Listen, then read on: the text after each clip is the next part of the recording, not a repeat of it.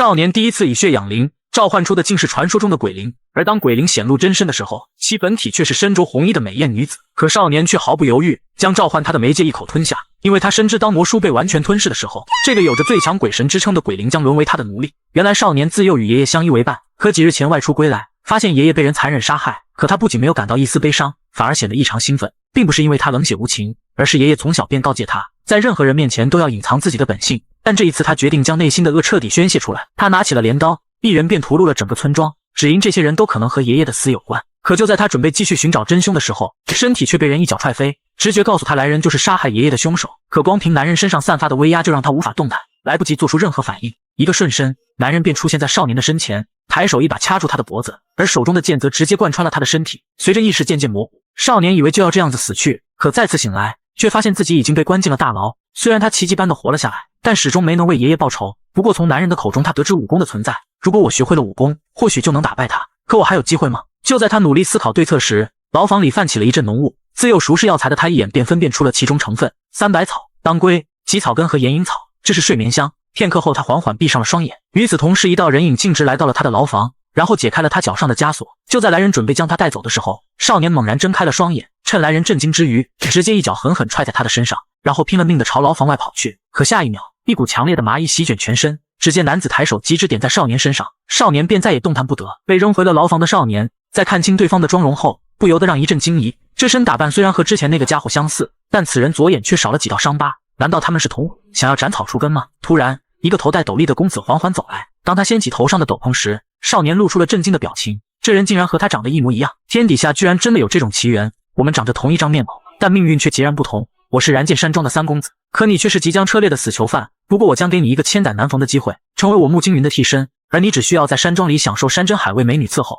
并且事成之后还会给你用不完的财富，前提是只要你吃下这颗毒药。看着放到嘴边的药丸，少年知道自己的机会来了，于是毫不犹豫地将其吞下。亲眼看到少年吞下了毒药，穆青云的脸上露出了一抹阴血，随后便让护卫解开了少年的穴位和枷锁。殊不知很快他将为这个决定付出生命的代价。就在他们朝着牢房外走去的时候，少年趁其不备，直接180度扭断了穆青云的脖子，现在冒牌货死了。听到声音，刚护卫转头看去，发现倒在地上的尸体，只感觉脑袋一嗡，可一切都为时已晚。但很快他就反应过来，一把掐住少年的脖子，你这个疯子居然把少爷杀了，难道你想死吗？少年却露出了诡异的笑容，他深知替身要代替本尊承受所有的危险，如果跟他们走了，那他就真的必死无疑。其实你并不想杀我，不然的话你早就动手了。听到少年的回答，甘护卫恼羞成怒，直接抬手将他狠狠摔在地面，手中的匕首就要朝少年刺去。你以为我真的不敢杀你吗？然而少年仍是泰然自若，毫不在意。相反，这是你千载难逢的机会，吞下毒药的三公子不正是你最好的傀儡吗？忠心的甘护卫被少年的一番话动摇了，他冷哼一声，一剑狠狠插在地上。从现在开始，你就是真正的穆青云，而属于少年的复仇也将正式开始。不久后，燃剑山庄内，甘护卫警告少年老实待在房间，不许擅自离开。如果你敢耍小聪明，那我一定会杀了你。说罢，随手扔给少年一枚解药，每隔12个时辰吃下一枚，否则你就会毒发身亡。傍晚吃着甘护卫给的解药，少年觉得自己非常幸运，在被刺穿胸膛的情况下还活了下来。至于那个想杀他的家伙，应该以为他已经死了，所以现在的他可以光明正大的在燃剑山庄冒充穆青云，学习武功为爷爷报仇。然而为了防止少年搞小动作，甘护卫特地派了他的师弟古灿前来监视。当古灿得知少年竟然能杀死穆青云，震惊的下巴都要掉到地上，可又不得不听从师兄的话，让计划继续进行下去。而这边甘护卫也感到一阵头疼，作为一名死囚，少年在那种情况下不仅杀了穆青云，还扬言要取代他，这种人多留一天他们就多一分危险，不禁让他产生了重新找一个新主子的想法。对此古灿却不以为然，反而认为甘护卫胆子变小了，一个不会武功的小屁孩没什么可怕的。与此同时，少年开始对这几日的事情进行复盘，甘护卫并没有告诉他需要替身的原因，只留下一个人监视就离开了。而燃剑山庄并不是一个危险到需要替身的地方，所以他推测只有在特定的情况下才会用到他。至于甘护卫这么长时间没有动静，或许他已经开始在考虑换主人了。不消片刻，少年便将甘护卫的心思猜得七七八八。想到这里，少年直接推开了门。此时古灿守在门口，已经昏昏欲睡，听到少年要出去办事，还邀请他一同前往。古灿当即警告，不想死就乖乖待在屋里。少年却是冷笑一声，只要你不说，没人知道我们出去了。见他敢当面挑衅自己，古灿直接将少年按在墙上。可下一秒，少年一只手搭上了他的肩膀，然后照着甘护卫的动作，一个过肩摔将古灿摔在地面，并且抬手击指点在古灿的穴道上。古灿不可置信地看着眼前的家伙，难道你隐藏了武功？少年并没有回答，反而露出了更加惊讶的表情。他明明是按照甘护卫的手法点的穴，古灿竟然还能动。随即再次击指朝着古灿后背点去。直到这一刻，古灿才真正意识到，只看了一遍就学会了甘师兄的武功，眼前这个人究竟有多么危险。眼看不是少年的对手，古灿再次用毒药威胁少年，难道你不怕七窍流血痛苦的死去吗？可少年丝毫不受影响，只是轻轻咬破手指，然后将血喂进了古灿的嘴里。古灿彻底慌了，在地上来回翻滚，试图将毒血吐出来，可一切为时已晚。与此同时，少年再次开口，他从小跟着爷爷采药，尝遍了世间百毒，普通的毒药对他来说根本不管用，甚至连他的血液也饱含剧毒，因此他喂给古灿的毒血也只有他一个人才能解。好了，现在给我介绍一下燃剑山庄的具体情况吧。原来燃剑山庄庄主木人丹重病已久，即使大夫绞尽脑汁也束手无策，甚至连病因都没找到。由于在此之前庄主并没有决定继承人，所以燃剑山庄的4位公子为了争夺庄主的位子，即将展开一场兄弟相残的腥风血雨。其中第一公子木英浩不仅荒淫无度，而且嗜杀残暴，是4兄弟中最无能的人。二公子木恩平奸诈狡猾，是个为达目的不择手段的主，而第一夫人唯独宠爱长子，为了能让他坐上庄主之位，更是不择手段，于是请来了一方术士，名义上是为庄主驱邪除魔，实则早已和方氏暗下勾结。他以300两为酬，让方氏套出庄主的公章和秘籍所藏之处。对于这种歪门邪道，大夫虽极力阻止，但却也无济于事。之后第一夫人甚至下令封锁庄主的房间，不让任何人靠近。得知这些情况，少年直接喊上古灿，他要去见一见这个冤种老爹。与此同时，3公子穆惊云的整个计划也被他完全洞悉。真正的穆惊云是想让替身出面，然后3兄弟上演一出自相残杀的戏码。作为鹬蚌相争最后的渔翁，穆惊云只要等到几个兄弟死后悄悄站出来，那他就能占据上风，独掌大局。只可惜少年成了这个计划里最大的变数。在前往庄主房间的路上，两人经过了练武场，正好看到4公子穆有天正在练武。虽然他是庄主和青楼女子所生，但为人努力，武功出色，人品更是深得庄主的喜爱。不过这也成了第一夫人绝对不能容忍的事情。看到穆有天那练功的方式，少年不禁对他产生了浓厚的兴趣。他向古灿淡淡询问了一句：如果我习武之后能杀死甘护卫吗？听到这个问题，古灿不由得心头一颤。难道他已经察觉到我们准备放弃他了吗？这个家伙不仅仅是聪明，简直就是一个人精。他咽了咽口水，向少年解释，习武最基础的是内功的修炼，也就是说通过呼吸吐内法让大自然的能量在体内循环，最后凝聚成为内力，积攒的内力越多就越强。但内功并不是一朝一夕就能练出来的，像甘护卫这种一流高手，至少有半个甲子的内力积累，所以在短期内是很难超越的。说到这里，古灿其实并没有完全讲明，因为修炼内功也有最佳时期，过了5至9岁，身上浊气加重，就算练了也无法凝聚内力，也就是说少年一辈子都无法超越甘护卫。看着古灿那得意洋洋的样子，少年其实早就猜到了古灿心中所想，于是转头摸向了他的眼颊。你的眼珠子转动起来真可爱，让我忍不住想抠出来。不过少年没有继续深究，而是笑盈盈的询问，不如以后你就成为我的人吧。现在的他既杀不掉甘护卫，又无法将他拉拢到自己这边，一时间也没有好的对策。想到这里，他转头再次询问穆惊云和4公子之间是不是有什么过节。得知2年前穆惊云骂4公子的娘是贱人，那时就被打得很惨，少年就不由得大笑起来。4公子人还怪好的，起码没有碾碎穆惊云的4肢。说罢便转头朝着庄主的房间走去，而这边方氏用红线和铜钱缠绕了整个房间。庄主躺在床上毫无反应，他的心脏处向外扩散出一条条诡异的黑线，虽然看起来像中毒一样，但其实这是被煞气吞噬的结果。幸好他常年习武，这才撑到现在。只可惜重煞太久，即使方氏神通广大，也只有5成的把握。不过他的目的并不是救活庄主，只要能完成夫人给他的委托，庄主的死活与他又有何关系？于是他单手持笔画出一道鬼符，随即大吃一声，鬼符直接贴在了庄主的胸口，一道能量从符咒上疯狂涌现，伴随着方氏口念咒语，手掐硬诀，庄主身上的煞气四散弥漫，渐渐的他双眼通红，似乎马上就要被什么东西附身，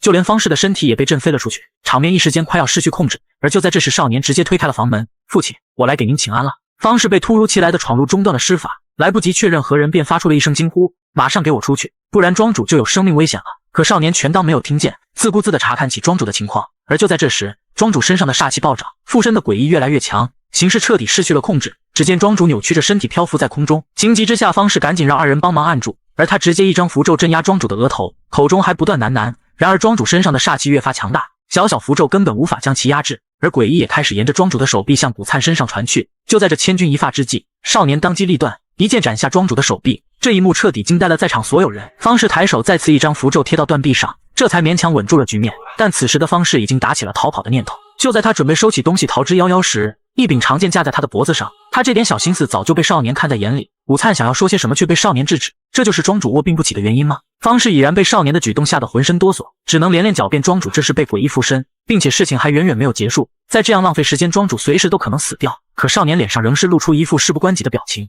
方氏不由一颤，难道公子你也希望庄主死吗？当听到这个也字时，少年便明白了一切，是大夫人指使你这么做的吗？方氏知晓已经无法继续隐瞒，便将一切全盘托出。古灿听完真相也不由得抹了一把冷汗，若是被大公子夺得庄主之位，他的下场可想而知。为了自己的未来，他连连向少年解释，我们一定要救活庄主，如果庄主死了，大夫人一定会将责任推到公子身上的。方氏也在一旁出言附和，他有办法救活庄主，此时少年却陷入了沉思，但很快他又露出了一抹诡异的微笑。他并没有让方士救活庄主，而是让他继续询问公章和秘籍在哪。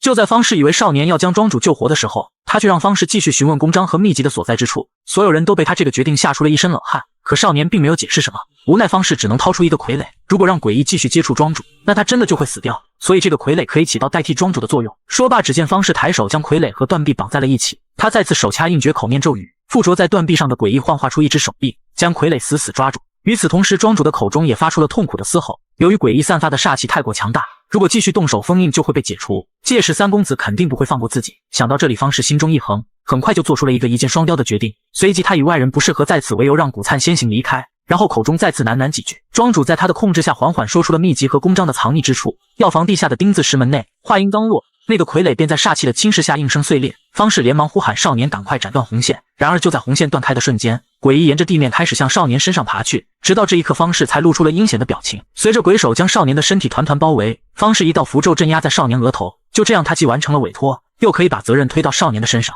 只是他不知道的是，这一举动彻底释放了少年深藏内心最纯粹的恶念。此刻得知被骗的诡异将所有的愤怒发泄在少年身上，他要彻底占据这具身体。与此同时，少年陷入了幻境，爷爷惨死的一幕重现在眼前。这一次他哭了，哭得撕心裂肺。他终于明白爷爷对于他来说是多么的重要。而诡异在感受到少年心中的那份渴望之后，为他创造了一个没有遗憾的世界。看着死去的爷爷重新站在身前，少年再也压抑不住心中的激动，一把上前抱住了爷爷。就在诡异认为少年将永远沉浸在这份幸福中的时候，少年的神情骤变，然后转身一掌抓向诡异的头颅。你惹我生气了，居然敢用爷爷的死来戏耍我！诡异露出了不可置信的表情，他不明白少年为什么能发现他，可不等他继续思考，一股深入骨髓的寒意席卷全身。这是连恶灵都不愿靠近的最纯粹的恶念。你以为我的幸福就是复活爷爷吗？不，我想要的是杀死那个杀害爷爷的凶手。这一刻感受到少年那滔天般的杀意，诡异竟正脱开手臂转身就跑。这真的是一个活人能拥有的感情吗？与此同时，爷爷的声音响彻少年的脑海。你知道我为什么给你取名字了吗？那是因为我希望你能像名字一样，做一个善良正直的人。此时诡异不知道跑了多久，终于来到了少年的内心最深处。在广阔的草地上，只有一扇被封印的大门。虽然不知道这是什么，但诡异还是决定打开大门，将少年的内心全部吞噬。然而当封印大门的符咒被撕下的那一刻，周围的一切渐渐被黑雾笼罩，诡异的身体在黑雾下被一点一点吞噬。他挣扎着想要摆脱，但一切为时已晚。在绝望的呐喊中，诡异彻底被拖进了无尽深渊。与此同时，少年猛然睁开双眼，身上的煞气瞬间充斥了整个房间。方士回头望去，立刻就露出了惊恐的表情。只见少年若无其事地撕下了额头的符咒，一股股黑雾从他的手掌不断向外涌出。只听他的口中轻吐一句魔色，黑雾便缓缓凝聚，最后幻化出了一道人影。方士惊恐地看着眼前的一切，这根本不是普通的怨魂，而是更高级的恶灵。可不等他做出反应，少年一声令下，魔僧便朝着他疯狂袭去。虽然方士勉强挡下了这一击，但却被少年的举动彻底吓愣在原地。他竟然能把恶灵当成式神一样使唤。要知道恶灵对于人类来说简直就是灾难，可来不及想明白，恶灵一掌再次抓来。慌忙之中，方士连忙拿起身旁的宝剑，可面对地狱归来的恶鬼，他的身影显得如此渺小，区区凡物又怎么能抵挡得住？只见无数触手抓向他的身体，方士口中不断发出饶命的哭嚎。可少年没有丝毫怜悯，你既然听到了公章和秘籍的事情，那就留不得你了。就这样，方士在无尽的恐惧中被拖入了深渊地狱，直到最后一刻他才明白，原来从一开始他不过只是少年的猎物而已。片刻后，古灿重新回到房间，看到方士那恐怖的死状，也不由得打了一个哆嗦。接下来在少年的安排下，他将房间布置成了方士斩下庄主的胳膊后还想杀他的样子。可古灿却担心这样的小把戏骗不过大夫人，少年竟毫不迟疑，直接抬起宝剑扎进了自己的大腿。这一幕让古灿只感觉后背发凉，没想到他对自己也如此狠辣，心中的恐惧越发强烈。这种人根本不是他能招惹的。而就在这时，一个人影突然闯入，来人正是燃剑山庄的内堂主张明仁。原本他和庄主穆仁丹是出生入死的好兄弟，19年前他便誓死效忠庄主，可如今却为了燃剑山庄的未来，竟鬼使神差的答应了戴夫人的要求，暂时离开一会应该不会出什么问题。没想到一回来就看到了这一幕，他愤怒地质问两人对庄主究竟做了什么。古灿赶忙解释这是误会，同时少年装出一副虚弱的样子，刚想说些什么就扑通一声倒在地上。不明所以的张明仁抓住古灿就开始一顿责问。古灿原本想要说些什么，却看到少年脸上露出的那一抹阴血，立刻就打消了所有的念头。他明白少年现在肯定在演戏，最后只能按照少年的安排说明一切。不久后，少年躺在燃剑山庄的药堂内，周围散发的药草气息让他感到无比亲切，想到很快就能拿到秘籍和公章，心中不由得轻松了许多。虽然这些东西就在药堂的地下，但如今人多眼杂，于是决定晚上再去寻找。这时古灿手缠绷带走进房间，他按照少年的指示，从方士的尸体上得到了2本书籍，一本是《诸子略阴阳家》，另一本是《怪异初谈》。由于为了销毁证据，大夫人派人将方士的所有东西都烧了，这还是古灿趁着东西被烧掉之前偷偷拿的。古灿不明白少年为什么要找来这2本书，可少年并没有回答，只是抬手指了指窗外。你能看到那里有什么东西吗？古灿在窗口张望了半天，始终都没有发现任何东西。殊不知此刻一个鬼影正漂浮在窗外，而他的身影只有少年才能看见。就在正儿以为计划一切顺利的时候，大夫人突然到访药堂，看到他的出现，古灿和正儿都吃了一惊。古灿赶忙行礼，可正儿却仍坐在床上，表示自己大腿受伤无法起身。古灿在一旁为他这个举动捏了一把冷汗。作为武术世家出身的大夫人，不仅武功高强，而且为人狡猾，是比老大穆英浩更危险的人物。就连甘护卫也提醒要多加小心。大夫人扫视一眼后，忽然一拳砸在正儿的腿上，剧烈的疼痛让正儿不由得闷哼一声。古灿想上前阻止，却被一把剑架在了脖子上。大夫人笑盈盈地看着正儿，他一眼就看出正儿的伤是自己造成的。他没想到正儿为了隐瞒真相，竟然还特意自残。你虽然骗过了内堂主，但却骗不了我。要知道，厉害的方式在施法时是绝对不可能被法术反噬。你竟然用这种把戏愚弄我！说罢，大夫人再次一巴掌扇在正儿的脸上。正儿那弱小的身体瞬间被拍飞出去。大夫人甩了甩手，继续逼问：“你在房间里到底听到了什么？”听到这话，正儿先是沉默片刻，然后扑哧一声疯狂大笑起来。大夫人以为他这是得了失心疯，但下一秒，正儿的神情瞬间变得冷漠，随即他轻吐一句：“魔僧！”一个鬼影在他身后骤然出现，并朝着大夫人袭去。大夫人只感觉有什么东西从身上掠过，而一旁的侍女却被魔僧掐住了脖子，整个身体漂浮在空中拼命挣扎。看到这一幕，大夫人想起了方士那恐怖的死状。不等他继续往下想，正儿的声音就从他身后传来：“如果你是想要得到秘籍和印章，那你得和我好好谈谈条件，而不是威胁我。”这一刻，大夫人明显慌了，她还想说些什么，可正儿并没有给她任何机会。其实我并不想要庄主的位置，但既然你苦苦相逼，那我只能将秘籍和公章的信息告诉老二，或者告诉老四。毕竟他的武功底子好，作为重归于好的礼物送给他也不错。大夫人被这番话气得脸都绿了，但却拿正儿没有办法，最后只能气急败坏的离开。回到住处的大夫人越想越气，平时窝囊的小鬼，今天竟敢当面抢他的东西。他猜测正儿这家伙肯定一直在隐藏本性。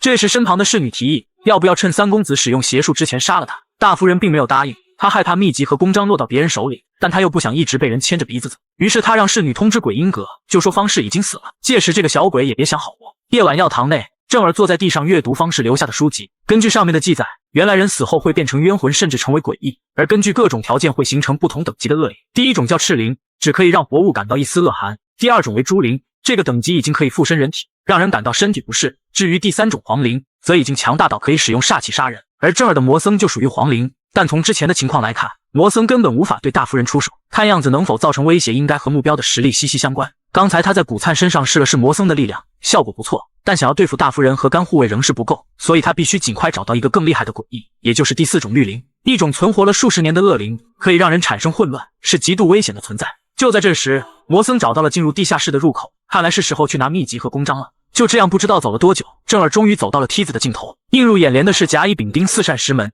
钉子石门正是他的目标。然而刚踏入房间，他就触碰到了机关，一块巨石从天而降，随即周围的箭矢疯狂朝他射来。凭借敏捷的身法，正儿轻松躲开了攻击，但机关并没有结束，一道擎天巨柱再次砸来，正儿纵身一跃，险而又险地躲开。接连不断的机关让正儿明白了一件事情，这里除了秘籍和公章，应该还存放着比他们更重要的东西。就这样不知道经历了多少道机关，正儿终于来到了石室的最里端。这是一个极其对称的房间，从上面的生活痕迹来看，应该是有人经常在这里修炼。对此正儿却完全没有放在心上，他顺利的在桌子上找到了一个木箱，里面装着的正是燃剑山庄的剑法和心法。正儿毫不犹豫地将它们揣进兜里，不过转念一想，这里应该还有一些其他东西。这是一个奇怪的箱子引起了他的注意，从地面拖拽的痕迹来看，应该是特意被拖到这里的。当他推开箱子的那一刻，一块被黄符封印的地板显现出来，他想都没想便翻开了地板，里面还有一个小箱子，上面仍贴着黄符。正儿思考片刻，还是撕开了黄符，可突然一股不祥的气息迎面而来，就连身边的灯笼也无风自灭。而在箱子里放着的，竟是一本由人皮制作而成的书籍，虽然上面有佛珠缠绕，但还是能清楚地感觉到书上散发出的诡异气息，看样子是捡到宝贝了。与此同时，燃剑山庄的某处正在敲锣打鼓演奏欢呼，而站在最中间的正是二公子穆恩平，他这是在庆祝，因为今天他离庄主的位置又近了一步，而这还得多亏了一个人的帮助，那人正是消失多日的甘护卫。此刻燃剑山庄内，二公子为了拉拢甘护卫，特地为他举办了一场盛大的宴会。甘护卫虽是满脸奉承之色，但早已猜到二公子心中所想，蓄以为宜之后便欣然接受。可待宴会结束后，二公子再次向甘护卫确认穆青云真的失去了武功。对此甘护卫给予肯定的答复，在他看来，真正的穆青云已经死了，而那个冒牌货确实不会武功，这也不算是说谎。况且若是被人知道他护主不利，还导致主人被杀，那他肯定没有好果子吃。于是决定用冒牌穆青云的命向二公子投诚。可二公子并没有轻易放下戒备，虽然那小子原本就是个窝囊废，现在失去了武功也算是少了个对手，但我还是很好奇他究竟是如何失去武功的。面对二公子的质疑，甘护卫心中不由一惊，正思考该如何应对时，二公子却再次开口，为了打消甘护卫的顾虑，他让甘护卫不必担心，即使是你的失职，我也不会追究你的责任的。但毕竟两人都是千年的老狐狸，又怎会轻易给人落下把柄？甘护卫再次拱手表示不能告知，并且保证绝对不会连累二公子。二公子口中说着自然相信的话，却又暗自提及甘护卫应该是从那个地方出来的杀手吧。听到那个地方，甘护卫虎躯不由一震。原本他以为二公子只是个乳臭未干的小屁孩，没想到对方早已将他调查得了如指掌，瞬间形势变得越发微妙。然而二公子并没有就此放手，他开始步步紧逼。难道这些也是不可言说的秘密？甘护卫被吓得连忙矢口否认。见甘护卫已经被自己完全拿捏，二公子这才果断收手，他不再多说什么，只是让甘护卫先行离去。不过事情并没有结束，二公子对甘护卫提供的信息仍抱有很大怀疑，随即下令属下查明甘护卫的意图以及穆惊云的真实情况。属下对此感到非常困惑，难道仅仅只是确认穆惊云有没有丧失武功吗？二公子冷冷一笑，那就顺便废了他那两条没用的双腿吧。与此同时，药堂地下室内，少年正拿着那本人皮古书端详了许久，指尖上能清楚地感受到上面传来的跳动，仿佛其中隐藏着某种强大的能量正在翻腾。尽管它并非活物，但少年知道这本古书绝对非同凡响。此刻他已经迫不及待地想要解开封印在上面的佛珠，可突然他的身后泛起一道黑雾，魔僧的身影渐渐显现。正当少年准备询问发生什么事的时候，魔僧的脸色骤变，仅仅只是扫视了一下少年手中的人皮古书，他便被吓得冷汗直冒，浑身颤抖。见此情形，少年露出了兴奋的神色，连魔僧都畏惧这本书的存在，看来的确得到了一个不得了的东西。不过很快他就收起了这份激动，因为他派魔僧和古灿出去把风，如今魔僧却回来找他，那说明肯定有人来了。他倒要看看究竟是哪些碍事的家伙。此刻药堂外，二公子派来的杀手已经埋伏在树上，发现本应贴身保护主人的古灿却在门外把风。杀手知道三公子肯定在隐瞒什么，于是趁着少年睡着的时候溜进了房间。正当他想查验一下三公子是否真的失去武功时，惊讶地看到桌子上摆放着燃剑山庄的秘籍，霎时间就被吸引了过去。翻看几眼，发现竟然是真的，杀手的手不由得颤抖起来。若是将他拿给二少爷，那庄主之位非二少爷莫属了。可这时少年的身影已经悄然出现在他身后，一只手狠狠抓向他的头颅，猛然砸向桌面，一下、两下、三下，少年露出了阴冷的表情。你来我的卧室有何贵干？难道也是来睡觉的吗？杀手瞬间大惊，自己竟被一个小子给算计了。可不等他说些什么，少年手上的动作越发猛烈，随即杀手便失去了意识。而当杀手再次睁开双眼，已经被倒吊在了房梁下。只见少年邪魅一笑，那冰冷的匕首狠狠扎入地板。我们是不是该好好谈谈了？就在少年制服杀手之后，听见动静的古灿连忙推开房门，发现躺在地上的男人，他一眼便认出了这人是二公子的心腹赵一场。二公子向来爱惜人才，他奉劝少年最好不要乱来，可少年却不以为然，自顾自地驮着赵一场转身离开。而当赵一场醒来的时候，已经被倒挂在房梁上面。可面对少年那犀利的目光，他仍是大言不惭地出言威胁，声称自己是二少爷的人，倘若让他知道你这样对待我，那二少爷必定会让你吃不了兜着走。说罢还嚣张地让少年尽快交出秘籍，届时我会在二少爷那里美言几句，或许还可以保你不死。对此少年只是微微一笑，随即从口袋掏出一柄匕首。看来二哥真的很珍惜自己的部下，你都沦落到这种地步，还能仗着他的威风如此猖狂。说着还不忘帮他解开绳子。赵一长闻言还以为对方怂了，可没想到下一秒少年的手上赫然多出了一根手指。只见少年脸上露出一抹阴冷，询问赵一长这是谁的手指。赵一长一脸惊恐却又一脸疑惑，这明明是他的手指，可他为什么没有感觉到一丝痛楚？而这都是因为少年早已对他使用了麻醉散，中招者在2个时辰之内身体都不会有任何感觉。听到这里，赵一长顿时慌了。好了，从现在起，我每问一句，你若不回答，那么每1秒我便切下你一根手指。首先，二哥派你过来的目的是什么？此时赵一长早已被吓得失了神，根本来不及反应。也就在这犹豫的片刻，他的手指犹如切菜般被一刀刀斩下，瞬间赵一长的手指便所剩无几。正当少年准备砍下最后一根大拇指的时候，赵一长终于从恐惧当中反应了过来，急忙解释自己是来探查他是否真的失去武功的。听到这里，少年陷入了沉思，他推测看来是甘护卫投靠了二哥，随即再次提问，是甘护卫说的吗？赵一长给出了肯定的回答。看着眼前这个心思缜密的少年，赵一长也没想到，仅凭寥寥数语，他便洞悉了甘护卫的背叛，不禁开始怀疑这是否一开始就是他们的计谋。然而此时他已经顾不得想那么多，因为他从少年的身上感受到了一股浓浓的杀意。他拼命呼喊恳求放了他，并且扬言誓死效忠三公子，甚至愿意用自己的生命为三公子做任何事情。而就在这时，少年一改刚才那阴狠的表情，露出了一副和善的笑容。刚好我也有一件事想拜托你，你现在可以帮我吗？赵一长听到这话，犹如抓住了一根救命稻草，连忙感谢少年的不杀之恩，只要是三公子的命令，我一定办到。话音刚落，只见一柄匕首径直穿过了他的脖子。与此同时，少年阴狠地看向眼前的男人，口中只是冷冷一句，那就借你的血来用一下吧。而少年之所以如此，为的就是解除封印在魔书上面的佛珠。在此之前，他从那本阴阳家古籍中了解到，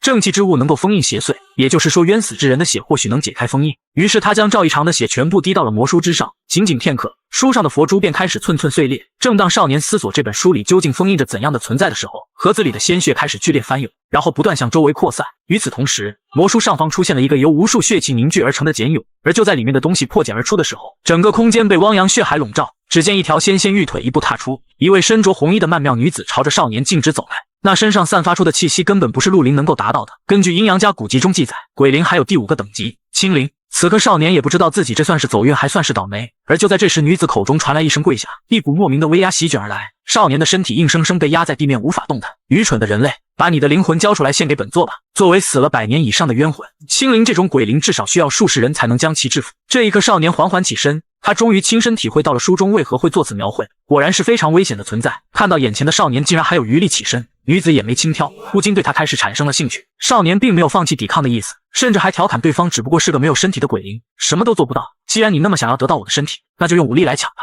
然而话音刚落，只见红衣女子只是轻轻抬手，地面上瞬间激发出一股鲜血，形成尖锐的利刃，直接戳穿了少年的腹部，深深的留下了一个大洞。少年就此轰然倒地。然而红衣女子并未停下手上的动作，第2根血刺疾驰而出，无情的将少年的半张面孔摧毁殆尽。少年口吐鲜血，剧烈的疼痛让他浑身不自觉地颤抖起来。然而他始终没有屈服。看到这一幕，女子心中也感到无比震惊。明明是如此脆弱的人类，乖乖献上自己的灵魂不就好了吗？然而眼前的少年仍然坚韧地挺立着，这小子绝非等闲之辈。于是他再次挥手，将少年狠狠地甩上了屋顶的横梁之上。凡人，我给你个提议，只要你愿意献出灵魂，我便实现你一个心愿。面对红衣女子的提议，少年疑惑了，对方明明占据绝对优势，为何还要提出这样的要求呢？红衣女子则解释称，若是继续战斗下去，恐怕会伤害到少年的灵魂，对他来说也没有任何好处。如若你选择拒绝，那么我会毫不留情地将你斩杀，届时我再寻找其他合适的灵魂替代。闻听此言，少年表示他确实有一个心愿，这使得红衣女子立刻兴奋不已，迫不及待地追问是有人背叛了你，还是有人杀了你心爱的家人？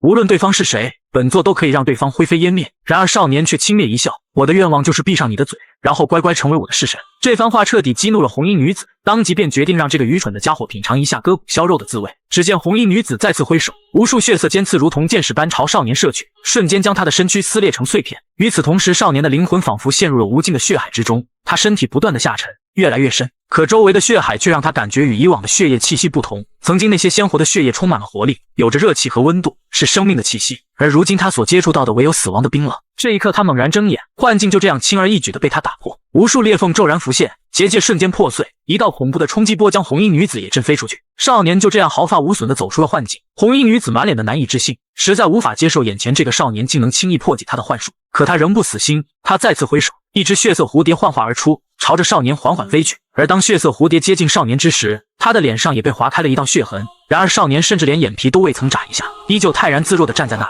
此时红衣女子再次震惊不已，她的幻术即便是一流的方式也未必能够破解，而眼前这个少年却如此轻易地做到了，难道这就是与生俱来的天赋吗？就在这时，少年却突然放声大笑，引得红衣女子咬牙切齿。纵使你成功破除了幻境，你以为就能改变当前的局面吗？少年冷冷回应道，他只不过是想起了一件颇为有趣的事情。听到这里的时候，红衣女子明显有些慌了，而当看到那本封印她的人皮魔书，她知道对方已经知道了她的弱点。没错，越古老的灵体通常越需要一个可以容身的媒介，而这本书恰恰就是她的媒介。而就在这时，只见少年张开大口开始疯狂撕咬书皮，与此同时一道道血痕从女子身上浮现，他有些瞠目结舌，力量开始肆意。他怎么都没有想到这家伙竟然将书皮撕破了。要知道这本书充满了妖气，就连一流方式都无法将其破坏，只能勉强将其封印，如今却被这个小鬼撕破了。红衣女子发疯一样扑向少年，死死扼住少年的脖颈。她的心里只有一个念头，尽快结束这个少年的生命。但少年的口中依然咀嚼着书皮，还疑惑地询问女子为何不直接夺走人皮古书。然而其实他早已洞悉真相，红衣女子根本无法触碰到这本诡异的书籍。红衣女子气得咬牙切齿，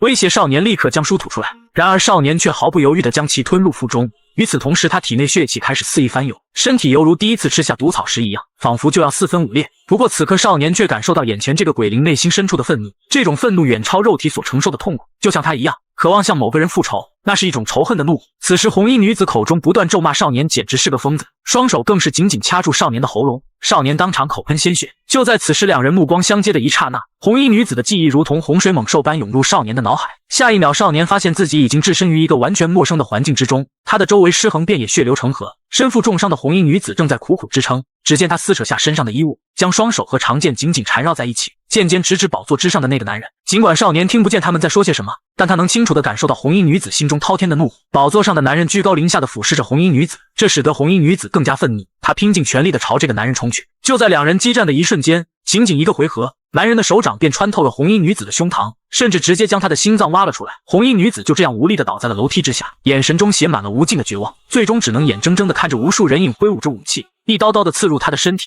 少年亲眼见证了这一切的发生，红衣女子最后连一具完整的身躯都未能留下，就这样她被制成了这本诡异的人皮魔书。与此同时，少年从记忆中猛然醒来，他惊讶地发现自己的胸口不知何时竟多出了一根红线，并且与红衣女子紧紧相连。只听哇的一声，泪水如同决堤的江水从女子的眼眶中奔涌而出，她竟然成为了少年的式神。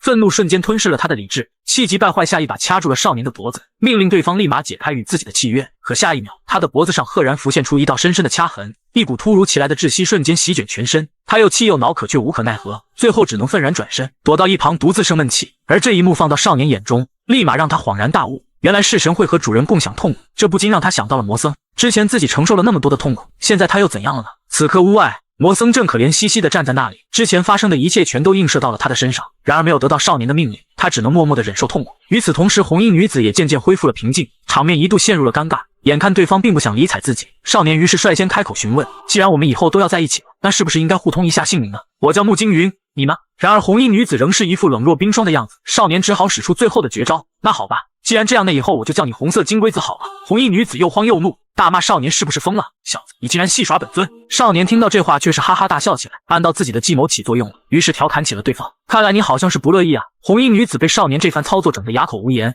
然而一向高傲的她仍是不愿透露自己的身份。你们这群蝼蚁没有资格知道本座的姓名。少年不禁哑然失笑，最后只好随口给红衣女子起了个名字，根据鬼灵的等级，她现在是青灵，那以后我便叫你青儿吧。红衣女子冷哼一声，再次转过头去。少年无奈轻叹一口气，没想到这女人的自尊心竟然这么强，可自己又无法凭借武力打败她，还真是麻烦，看来只能慢慢火了。片刻后，少年将注意力放到了那本人皮魔书上。青儿，你知道这里面有什么东西吗？红衣女子依旧一副爱答不理的样子，挥挥手示意他很忙，不要跟他说话。少年无奈之下只能自己翻阅里面的内容，只见里面全是用血写成的符文，虽然杂乱无章，但却让少年感到很有意思。他一本正经的样子也引起了红衣女子的注意，本以为对方只是随便看看，谁知下一秒，少年竟准确无误地读出了上面的咒文。而当咒文被读出的一刹那，一股诡异的力量不断涌入少年的身体，那只握住魔书的手竟然和人皮粘在了一起。红衣女子大惊，她不敢相信少年究竟是怎么做到的，你怎么会止字术？少年不明所以，就在他感到疑惑的时候，一股黑气骤然浮现，开始不断侵蚀他的身体。红衣女子大感不妙，连忙惊呼：小鬼，赶紧屏住呼吸，放空大脑，什么都不要想。少年听从，只是屏气凝神，渐渐的，那诡异的黑气逐渐稳定了下来。与此同时，扑通一声，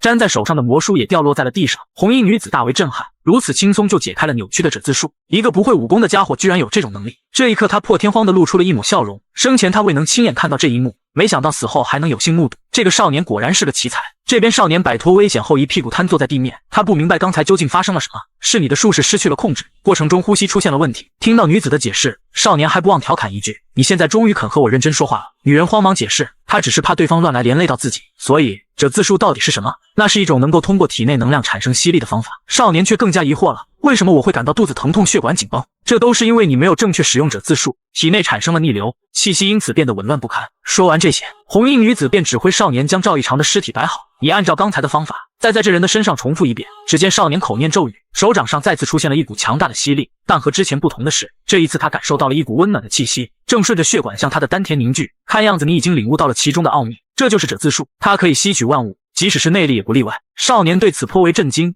这难道就是卜粲所说的内力吗？内力是需要很长时间才能锻炼出来的，如果以这种方法，那他岂不是可以通过吸收他人的内力快速变强？正当他以为自己马上就要无敌的时候，刚才吸收的内力却突然间消散开来。原来内力的修炼需要搭配特殊的吐纳之法，这样丹田才能将其牢牢抓住。由于这样凝聚的内力有一种特殊性，它不容易和别人的内力混在一起，也就是说，想要通过者字术凝聚内力显然是行不通的。少年倍感失望，然而女子却劝他不必沮丧，者字术有这个用途就足够了，毕竟这仅仅是破四八式的基础，即便只是学会了其中的一招，也能感受到其中无穷无尽的奥妙。虽然你吸收的内力会立即消散，但你仍可以通过运气口诀将其凝聚到手掌。这话听到少年耳中，却让他丈二和尚摸不着头脑。原来运气口诀只是为了引导脑海中产生星象幻想，只要能做到这一点，就能将内力凝聚到手掌。红衣女子认为少年根本无法做到，因为对于新手来说，没有运气口诀，纵使天赋异禀也无济于事。然而打脸总是出乎意料的快，没有任何征兆，刚刚散去的内力此刻却缓缓向少年手掌凝聚。只见一拳轰出，那粗大的梁柱竟轻而易举折为了两段。这一幕彻底震惊了红衣女子，她生前见过无数奇才，这还是第一次看到如此出色的孩子。一个完全不懂武功的菜鸟，竟然在没有口诀的情况下施展出了破丝一式。此刻少年沉浸在那一拳的威力当中，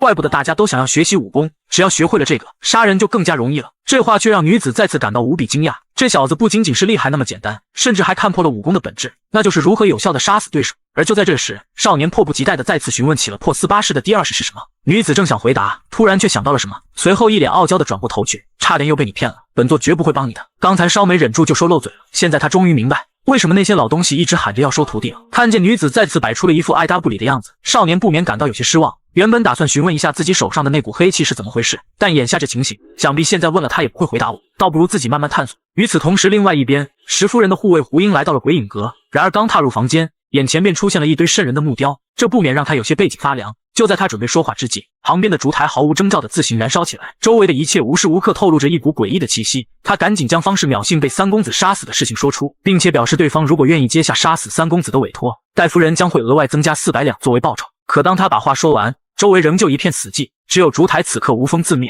看来是成了。胡英立刻转身告辞离开。明明房间里空无一人，但他总觉得有一双眼睛在背后紧紧地盯着自己，这种感觉让他感到毛骨悚然。在胡英离开之后，刚才空无一人的房间，此刻却赫然多出了几道身影，他们手持法杖，头戴面纱，全都围在淼信的尸体旁边。根据胡英的描述，他们很快便确认了三公子应该是动用了鬼灵，而且还是皇灵级别的冤魂，但他们又感到疑惑，冤魂是不可能成为弑神的，也就是说这个人会相当危险。随即阁主轻声一句，你们之中的一人即刻动身前往杀了这个三公子。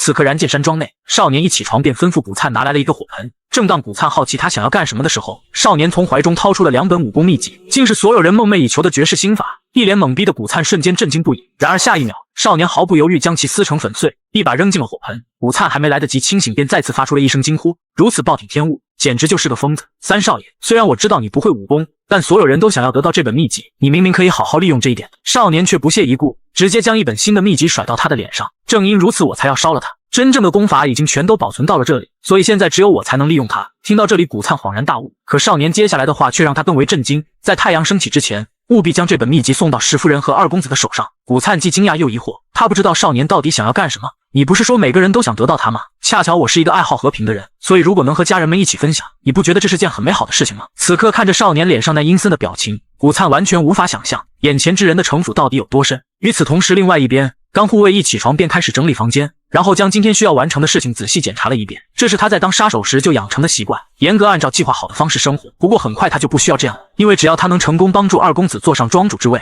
他就能成为燃剑山庄的长老。想到美好的生活正在向他招手，心情就变得无比舒畅。但现实往往事与愿违，此时下人前来通知二少爷找他有事。片刻后，穆恩平的房间内，刚护卫头破血流，愣愣地站在那里。原来赵一长的失踪让穆恩平气急败坏，他将一切都归咎到了甘护卫的身上。甘护卫一时间也不明所以，但他仍信誓旦旦保证自己绝对没有欺骗二公子。可二公子此时早已对他已经失去了信任，拿起桌上的砚台便砸向甘护卫的脑。以甘护卫的身手，他本可以躲开，但他并没有，因为如果此时继续忤逆二公子，那他易主的计划就泡汤了。他付出了那么多艰辛，好不容易才走到这一步，他绝不允许这样的事情发生。于是强忍头上的疼痛，以自己的右臂起誓，请给我一点时间，我一定会查出真相，给您一个交代。看到甘护卫一副不像说谎的样子，穆恩平沉思了片刻，很好，那就证明给我看。如果你能在2个时辰内找到赵一长，我就相信你，但如果你没有做到，你将失去的不是手臂，而是你的生命。片刻后，甘护卫愤愤地离开了房间。此刻他思绪飞转，自从那个假货出现后，所有的一切都偏离了他的计划。虽然是那家伙的可能性很低，但如果他耍了什么诡计，自己一定不会轻易放过他。想到这里，他头也不回地朝着少年的房间走去。可没走出多远，竟迎头碰上了古灿。看到古灿全然一副没精打采的样子，甘护卫气急败坏，一把掐住了他的脖子。我不是告诉你一刻都不要把眼睛从那小子身上移开，你以为我在开玩笑吗？古灿本就心里有鬼，被一顿怒斥瞬间便露了怯，可嘴上还想狡辩。就在这时，甘护卫突然发现古灿怀中的那本秘籍，古灿顿感不妙，想要阻止，可一切为时已晚。当看到封面写的名字，就连甘护卫也露出了不可置信的表情。这段时间你到底做了什么？这一刻，愤怒彻底占据了整个身体，随之而来的就是惨不忍睹的血腥场面。不久后，甘护卫拖着古灿走向少年的房间，他一把踹开房门，将古灿整个身体扔了进去。然而看到地上奄奄一息的男人，少年却露出了意味深长的笑容。恭候多时了，甘护卫。那泰然自若的样子让甘护卫不禁大声咆哮了起来。他一把掐住少年的脖子，质问少年到底对二公子的护卫做了什么。可少年却装出一副毫不知情的样子。你觉得一个连武功都没有的人能对他做些什么呢？甘护卫知道少年说的确实如此，但心里总有一种不安的感觉，毕竟眼前的少年毫不犹豫就将真正的三公子杀了，如此深的心机又怎么会乖乖听话呢？这一刻他才猛然惊醒，一定是这个家伙杀了赵一长。想到这里，甘护卫直接掏出了匕首，这样的人绝对不能让他活在世上。而这边看到甘护卫掏出了武器，少年却露出了兴奋的表情，随着一道剑芒划过，鲜血四溅。然而少年并没有死去，甘护卫并不甘心就这样结束。整整3年，你知道我这3年是怎么过来的吗？为了进入燃剑山庄，我花光了所有积蓄，每天还要做着各种杂活，好不容易坚持到现在，可如今却都被你给毁了，所以我必须杀了你，不然我也会死在这里。说到这里，甘护卫却从怀里掏出了那本心法。不过现在你还有一次机会，告诉我剩下的秘籍在哪，或许我还会饶你一命。眼看狐狸尾巴终于露了出来，少年冷冷一笑，但表面上还是装出一副无辜的样子。我不知道你在说什么。眼看软的不行，甘护卫再次将匕首对准了少年的脖子，威胁对方如果不将秘籍交出来，那他就一刀一刀割下少年的血肉。我相信到时你一定会乖乖把秘籍交出来的。少年只能轻叹一口气，好吧，我现在就给你。听到这话，甘护卫顿时就兴奋了起来，伸出手就向少年索要秘籍。可下一秒，少年却将自己的手放到了甘护卫的手上。现在我已经给你了，秘籍都记在了我的脑子里。甘护卫瞬间大怒，就在他想要好好教训一下对方的时候，少年却直接握紧了甘护卫的手掌，一股诡异的力量涌现，甘护卫的内力开始沿着手掌不断向少年的身上汇聚。我还在考虑这一招要用在谁的身上，没想到你竟然自己主动送上门来了。甘护卫闻言大惊，他想要抽回手掌，可任凭他怎么用力都收不回来。惊慌失措之下，他举起匕首就朝着少年刺去，幸好少年及时闪避，这才躲开了致命的一击。不过两人的手也在这个时候分开了，随后甘护卫一脚将少年踹飞了出去，但此刻他的手也已经失去了知觉。虽然不知道对方是怎么做到的，但他深知只要稍微晚上片刻，自己的小命恐怕就难保。这一刻甘护卫杀心四溢，他没有了任何犹豫，举起匕首就准备将少年彻底抹杀。感受到对方那滔天的杀意，少年知道仅凭刚才的手段，想要和一流高手对抗还远远不够，于是他果断召唤出了魔僧。随着一声令下，甘护卫的手以一个诡异的姿势停在半空。正当他诧异究竟发生了什么的时候，少年一把接过掉落的匕首，狠狠地扎进了甘护卫的身体。突如其来的变故让甘护卫连连后退，好在被刺的地方没有造成致命伤害。现在的他已经开始后悔将这样的祸害带回这里了，但幸好自己还留了一手。你应该没有忘记毒丹吧？如果继续打下去，我和你只能两败俱伤，不如我给你解药，你放我离开怎么样？此刻甘护卫想着只要低个头，后面再找机会杀了对方也不迟。然而话音刚落，甘护卫却口吐鲜血跪倒在地上，他陷入了疑惑，明明这点伤害根本无法伤及他的性命，为什么如今却伤得这么深？突然他恍然大悟，是毒药。你究竟是什么时候下的毒？你的匕首沾了我的鲜血，我从小就吃了很多毒草，所以我的血液就是剧毒。至于你给我吃的毒丹，对于我根本起不到任何作用。此话一出，甘护卫犹如晴天霹雳，这一刻他终于体会到了死亡的恐惧。刚才还嚣张无比的他立刻就不自觉地颤抖了起来，可他还不想死，求求你饶我一命，我愿意当你的狗，永远效忠你。然而少年依旧神情冷漠，虽然你的态度让我很满意，但如果你从一开始就这么做的话，或许我们还能成为不错的同伴。说罢，少年狠狠一用力，甘护卫胸口的匕首彻底没入了身体。像他这种随时都会更换主人的狗，又怎么可能会忠心？所以少年绝对不会让对方留在自己的身边。渐渐的，甘护卫在无尽的懊恼与不甘中失去了意识。做完这一切，少年起身伸了伸懒腰，虽然花了点心思，但能这么快将这个心腹大患解决，少年也觉得自己很走运。随后他将目光看到了一旁的古灿身上，甘护卫并不知道秘籍的事情，看来这家伙的嘴巴还挺严。对于这个家伙，少年也越来越满意了。想到这里，他一把叫醒了还在装死的古灿，快点给我起来！打架的时候我已经看到你在那偷偷挪动身体了。古灿略显尴尬，原来这里的一切都在少年的掌控之中。片刻后，少年让古灿清退周围的人，而他则独自留下来处理甘护卫的尸体。他再次将手放到了甘护卫的身体上，和之前一样，一股温暖的能量不断涌入他的体内。但这一次他并不是想要吸取甘护卫的内力，他其实是想要确定另外一件事情。随着甘护卫的内力被吸收殆尽，一股浓郁的黑气瞬间暴涨，这正是人死亡之后散发出的死气。和内力不同，这股冰冷的气息在进入少年的丹田后并没有散去，这种感觉让少年犹如回到了镰刀鬼的时候，而这一幕全都被青灵看在了眼里。现在他终于明白了旁边这个秃驴为什么会听从少年的使唤，他简直比修罗恶鬼都还要恐怖。随着无数鬼手朝着少年的头颅抓去，幸好魔僧率先做出了反应，他一个闪身便挡在了鬼手身前，可单凭他一个小小的皇灵根本无法与之抗衡，随意一击便被拍飞了出去。青灵在看到这一幕后也顿感不妙，而这边方世硕的施法仍在持续，手上的桃木匕首一起一落，疯狂地扎在淼信的身体上，每扎一下，其痛苦就会毫无保留地通过鬼手传到触碰者的身上。这一幕看在大夫人眼中却让他兴奋无比。没错，就这样让那个小鬼尝尝什么叫做痛苦的滋味。然而这个想法最后还是没能如愿，因为此时青灵也出手了，他不急不缓吐出一口青烟，只是轻轻抬手，那满地鲜血便化为了无数利刃，将所有鬼手尽数斩断。他倒要看看究竟是谁如此大胆，竟敢破坏他的计划。只见他眼神一凝，瞬间便洞悉了背后的一行人，随即他大手一挥，一声寂灭传出，一道恐怖的能量顺着鬼手传到方世硕的身上，瞬间连同淼信的尸体一起震飞了出去。方世硕口吐鲜血，冷汗直冒，竟然能通过鬼手逆向施法，对方的等级恐怕远远不止皇灵级别。他轻叹一声，大夫人，看来我们的交易需要调整一下了。听到方世硕想要临时改变交易条件，在场所有人都疑惑了。刚才的情况你们也看到了，如果想要我用生命来作为赌注，那这次任务的报酬必须提高到1000两。闻言，大夫人眉头紧皱，难道那个家伙已经变得这么危险了？一般来说，等级到达了皇灵这种级别，就可能对人类造成生命威胁，而你们口中的那个家伙，他的鬼灵等级可远不止于此，但凡有一点点失误，就会万劫不复。不过你们请放心，虽然大部分方式都无法对付这种级别的鬼灵，但我不一样，就像鬼怪之间有等阶之分，方式之间也有，而我的等级比秒性高出了2个级别。说罢，只见方世硕神情一致，抬手摘下斗篷，一张清秀的面孔出现在众人面前。大夫人震惊不已，在得知对方竟然还是鬼影阁3大术法大师之一，原本怀疑的态度瞬间消失得无影无踪。与此同时，方世硕大步朝着门外走去，透过灯光，他的身上竟幻化出了一只诡异的黑影。我向你们保证，接下来三公子绝对不会安然无恙。画面一转，刚才发生的一切让青灵很生气。如果少年在逆行运气的过程中死亡，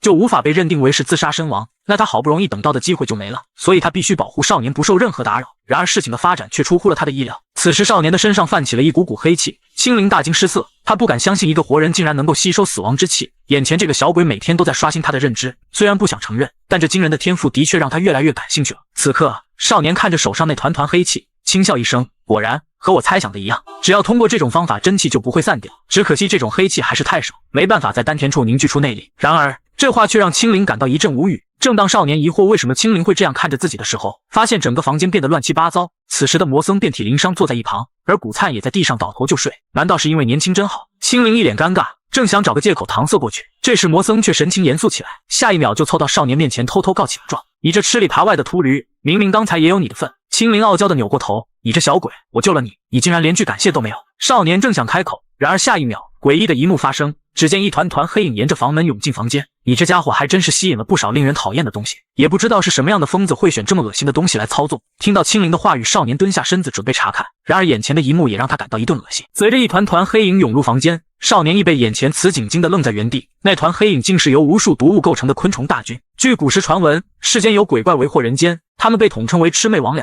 而其中有一凶兽名曰囚鱼，它长着鸟的外形和蛇的尾巴，能够通过召唤昆虫袭击人类，所过之处寸草不生，恶殍遍地，是令人闻之色变的凶物。然而此刻这一凶物却成了方世硕的式神。对于方世硕来说，其实淼信的死活他并不在意，他只是觉得一个熟悉面孔就这般被杀，让他感觉很不爽，所以三公子穆惊云必须死。只见方世硕一声令下，囚鱼张开翅膀朝着少年的房间飞去。与此同时，昆虫大军张牙舞爪开始发动进攻。然而此刻的古灿仍在床上呼呼大睡，直至少年一巴掌扇在他脸上，这才将他从美梦中惊醒过来。然而等他刚爬起身，手上就传来阵阵剧痛，仅片刻功夫，他的手掌就被那些毒虫咬出一个个窟窿。少年让他赶紧运转真气保护自身，可即便如此，少年也深知这不过只是拖延些许时间罢了。毕竟如此多毒虫，若不想办法处理，迟早会被他们吞噬。就在这时，身旁的青灵却开始幸灾乐祸起来，那事不关己的样子让少年气不打一处来。我们不是共生关系吗？难道你不应该帮帮我吗？可青灵听后仍是装作一副无所谓的样子，要是你将灵魂献给我，或许我会答应帮你。很好，那我们就在这里一起等死吧。说完，他再次拿起枕头与毒虫激战起来。随着形势愈发危急，青灵终于缓缓开口，不如我们来打个赌吧。要是你真的到了濒临死亡之际，就算你输了，届时你要主动献出你的灵魂。反之，如果你能凭借自身力量化解危机，那往后我就会全心全意辅佐你。此话一出，少年瞬间露出了阴谋得逞的表情。交易达成，希望你能说到做到。说罢，只见少年神情瞬间严肃起来。五护卫，帮我找些能够燃烧的东西来，我要在这里生个火。古灿大惊，在此处点火无异于自掘坟墓。少年究竟想要干什么？但想想此时也没有其他办法，于是他将目光投向了一旁的灯笼，但虫群早已将他们重重包围，想要把灯笼拿过来谈何容易。可就在这时，只见少年轻轻抬手，一股吸力涌入他的手掌，只听啪的一声，灯笼就这样飞到了他的手上。这一幕把古灿吓得不轻，可此时已没有时间过多解释了。少年迅速点燃一块布条，他要用这种方法找出幕后黑手。其实在一开始，少年就洞悉了一切，如此多毒虫必定是有人在背后施展法术。一般而言，普通人是很难接触到方式的，但大夫人却是个例外。也就是说，在大夫人的身边必定有一个术法大师，而他之所以要制造一场大火，为的就是引出那个幕后黑手。然而就在布条刚刚点燃的时候，一团黑雾突然出现，瞬间就将火苗扑灭。与此同时，门外一道身影缓缓走来，真是愚蠢，这点小伎俩也想瞒过我。只见方世硕若无其事地穿过虫群，他的右眼泛起一道白光，这正是他与生俱来的能力，能够看到另一个世界，一个由气组成的世界。此刻在他眼中，少年被一股红色的真气团团包裹，同时他的身上连接着2条红线。终于找到你了。说罢，只听砰的一声，整面墙壁被方世硕一掌轰飞。见幕后黑手终于出现，少年冷冷一笑。下一秒，魔僧的身影悄然出现在方世硕的头顶，然而方世硕却面不改色，只是轻吐一句定，一只巨手凭空出现，魔僧就这样轻而易举被压制在地面上。不管你们做什么，都是无用的。眼看形势越发不妙，武灿掏出一枚飞镖想借机偷袭，可此时方世硕早有准备，只见一道雷符掷出，武灿手上的飞镖还未来得及抛出就被打飞了出去。少年一把接过掉落的飞镖，正想还击，可这时球鱼的翅膀猛地一扇，无数虫子就朝着少年疯狂扑去。本就没学过武功的他一下就被拍飞了出去。然而方世硕并没有就此停手的意思，无数毒虫犹如龙卷风将少年死死缠绕。可就在这时，一股诡异的黑气悄然升起，此刻魔僧被触手压制在地面，根本无法动弹。整个局面轻松就被方世硕控制了，这不禁让他以为自己判断失误了。难道对方的鬼灵不是绿灵级别？他轻轻抚摸着球鱼的羽毛，夸赞他干得漂亮。可就在他以为大局已定的时候，一股诡异的黑气从少年的身上涌起，感觉到这不同寻常的气息，方世硕愣住，同时少年的身影犹如鬼魅般重新站了起来，没有丝毫犹豫，他手上的匕首快速划破自己的身体，鲜血瞬间喷洒而出，周围的毒虫在接触到血液的那一刻，犹如陨石纷纷坠落向地面。可即使如此，少年也丝毫没有停下的意思，他举起匕首再次洞穿了自己的手掌，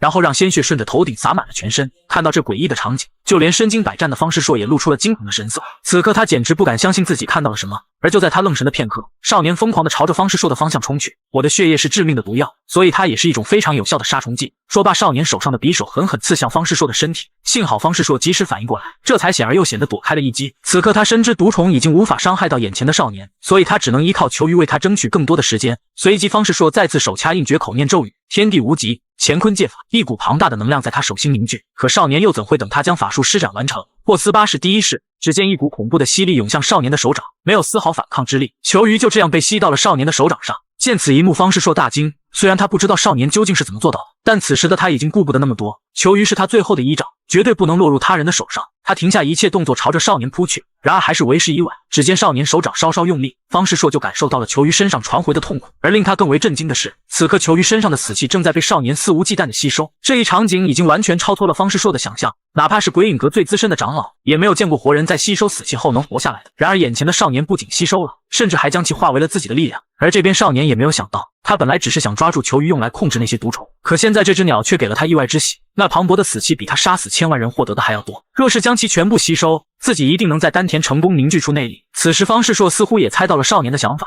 他颤抖着双手恳求少年停下来，再这样下去球鱼就会死掉了。然而少年只是鬼魅一笑。与此同时，燃剑山庄某处，大夫人焦急地等待着方世硕的消息。虽然对于这次的委托他信心满满，但这毕竟是关燃剑山庄的秘籍，在解决完木精云之后，他必须确保他们不会落入其他人的手上。而就在这时，方世硕的身影也终于出现了。这一刻，大夫人差点笑出了声，看来他成功了。想到马上就能让儿子坐上庄主之位，大夫人心里已经笑开了花，甚至已经想好了未来万人之上的场景。可就在这时，方世硕却突然停下了脚步，还不等众人从疑惑中反应过来，只听方世硕口中大喊一声：“大夫人，我们鬼影阁不能再接受杀死木精云少爷的命令了。”此话一出，嗡的一声，大夫人的脑海瞬间一片空白。原来就在刚才，少年以球鱼的性命作为威胁，要求方世硕当众指控大夫人，因为他知道即使现在打败了方世硕，鬼影阁还会继续派人前来，所以他要通过这种方法让大夫人和鬼影阁成为敌人。方世硕知道这种做法，这无异于让他成为了鬼影阁的叛徒，可他却别无办法。一想到少年那犹如恶魔般的身影，他就气得牙痒痒，怎奈实力不够。随即他继续大喊道：“大夫人，您说木精云少爷被鬼怪附身了，让我们驱除诡异并且取走他的性命。但经过我的确认，木精云少爷并没有被什么东西附身，所以请大夫人收回对鬼影阁的委托。”瞬间，方世硕的声音传遍了整座山庄，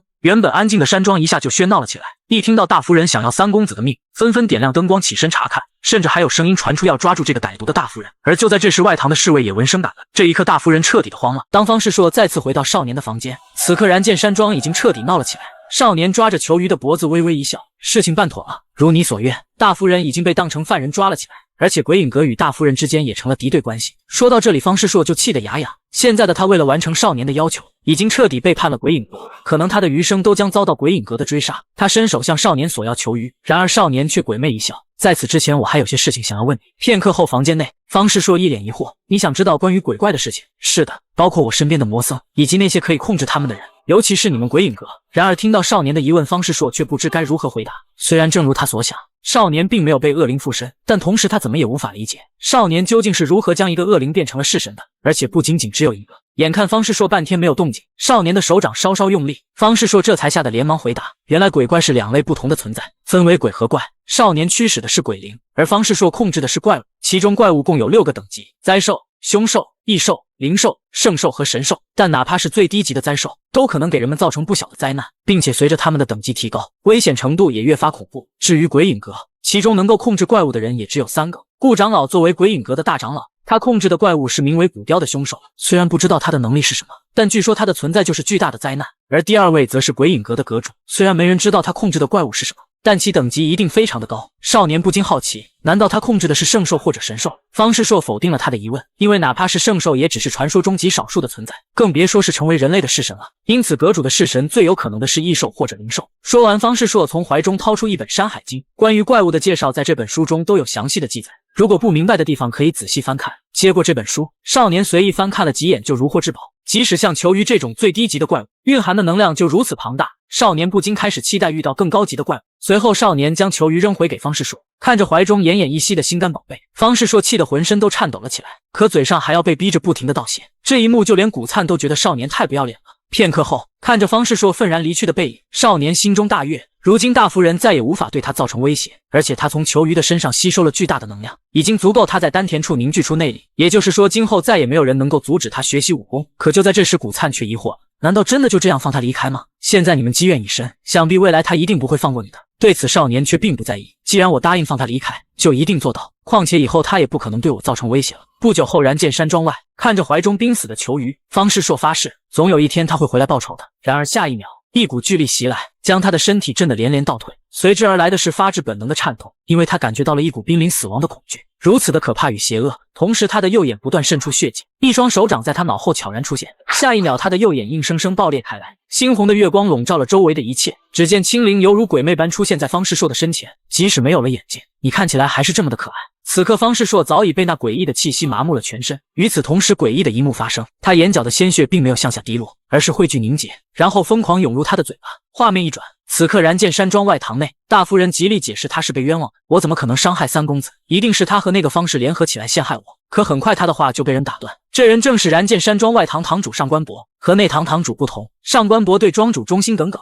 所以除了庄主之外，他在家臣之间是最具影响力的，因此大夫人无法将其收买。他询问大夫人，听说你之前和三公子起了冲突，究竟是怎么回事？大夫人狡辩，因为对方违抗了命令，只是过去询问了一番。可这些话听到上官博耳中，他又怎么可能会相信？难道不是因为你打算杀了庄主吗？大夫人大惊，他本想解释些什么，可看到上官博那阴沉的脸色后，马上又安静了下来。上官博冷冷开口，对于想要杀死三公子这件事，我绝不会置之不理，所以希望你能好好配合。不过你也不用担心，因为不论是谁，每个人都将接受公平的调查。待大夫人走后，上官博思考起了最近发生的事情，可他怎么也想不通，三公子明明既没有武功，又没有强大的联姻对象，可不管是二公子还是大夫人，都把他视为了眼中钉。难道这家伙身上有什么不可告人的秘密？现在细细想来，在外堂接受调查这段时间，穆惊云看起来的确和平时不太一样。起初上官博以为他是被吓到了，所以这才暂时出现了异常举动，可到现在为止，穆惊云的表现总让他有种说不出来的奇怪。看来这个三公子还得我亲自出马。原来在青灵处理完方世硕之后，他透过墙壁悄无声息地回到了房间。魔僧连忙恭敬地握拳迎接，可此时青灵却一脸闷闷不乐。不过在看到集中精力运气调息的穆惊云后，他又感到十分意外，没想到这个家伙不仅能够控制球鱼，还能吸收对方身上的死气，而且从现在的情况来看，他似乎正在将吸收的死气凝聚为内力。要知道这种死气要比死亡之人散发出的还要浓郁，别说是人类，就算是鬼灵吸收了也会遭到反噬。可少年看起来却安然无恙，青灵嘟囔着嘴将脸凑到少年的跟前，仔细端详起了他的脸庞，长得又白又嫩，可以说完全符合美少年的标准。那俊秀的外表一时间竟让青灵看得有些入神。可就在这时，少年突然睁开了双眼，你在做什么？顿时把青灵吓了一跳。可很快他又反应了过来，如果现在回答他是在欣赏少年那俊美的容颜，一定会很丢脸，所以他立刻拉开距离，把头转到了一边，嘴上则开始转移话题。少年愣愣地看着青灵，似乎想到了什么，他哈哈一笑。看到他这表情，没想到青灵竟然老脸一红，他青眉上挑，连忙让少年不要废话，赶紧运气调息。这一刻青灵也很后悔，为什么自己要跟这个小屁孩打赌，都怪那个该死的丫头不争气。而就在这时，少年缓缓开口，他需要青灵帮他确认自己是不是凝聚出了内力。青灵却不置可否，撇嘴一笑，想在1日之内就凝聚出内力，这怎么可能？那我肚脐下面的这个小疙瘩又是什么？一听这话，青灵顿时皱起了眉头，他不可置信地望着穆惊云。虽说球鱼的死气可以帮助少年凝聚内力，但这么快就凝聚成功，这让青灵实在无法接受。看来他得亲自确认一下。说罢，他将手伸向了少年的丹田。然而当他的手掌触碰到少年身体的那一刻，一股巨力袭来，竟硬生生地将他的手掌弹开。这种情况青灵还是第一次遇见，他很好奇，连忙叫来魔僧一起尝试。可无论他们用尽各种方法，手掌始终无法进入少年的身体。随即他看向一旁呼呼大睡的古灿，然后把手伸进了他的肚子，没有丝毫阻碍。然而这一举动却把古灿疼得睁大了双眼。不过下一秒他又哆哆嗦嗦，两眼一白，再次晕了过去。果然工具人的命运就是可怜。原来刚才青灵也忘了，人的丹田从形成内力的那一刻开始，身体内部就会极其敏感，所以稍微触碰就可能会造成强烈的痛感。不过对于古灿会不会晕过去，他并不在乎，他装模作样的表示问题肯定不在自己的身上，但其实心中却暗自怀疑，难道是因为我成了弑神的缘故吗？少年再次询问青灵，难道就没有其他方法可以确认吗？除此之外还有一个，可还没等他把话说完，房门就传来一声巨响，只见外堂堂主上官博深夜前来拜访。少年也很好奇，自从上次外堂审问见过一面之后，他便记住了这个人。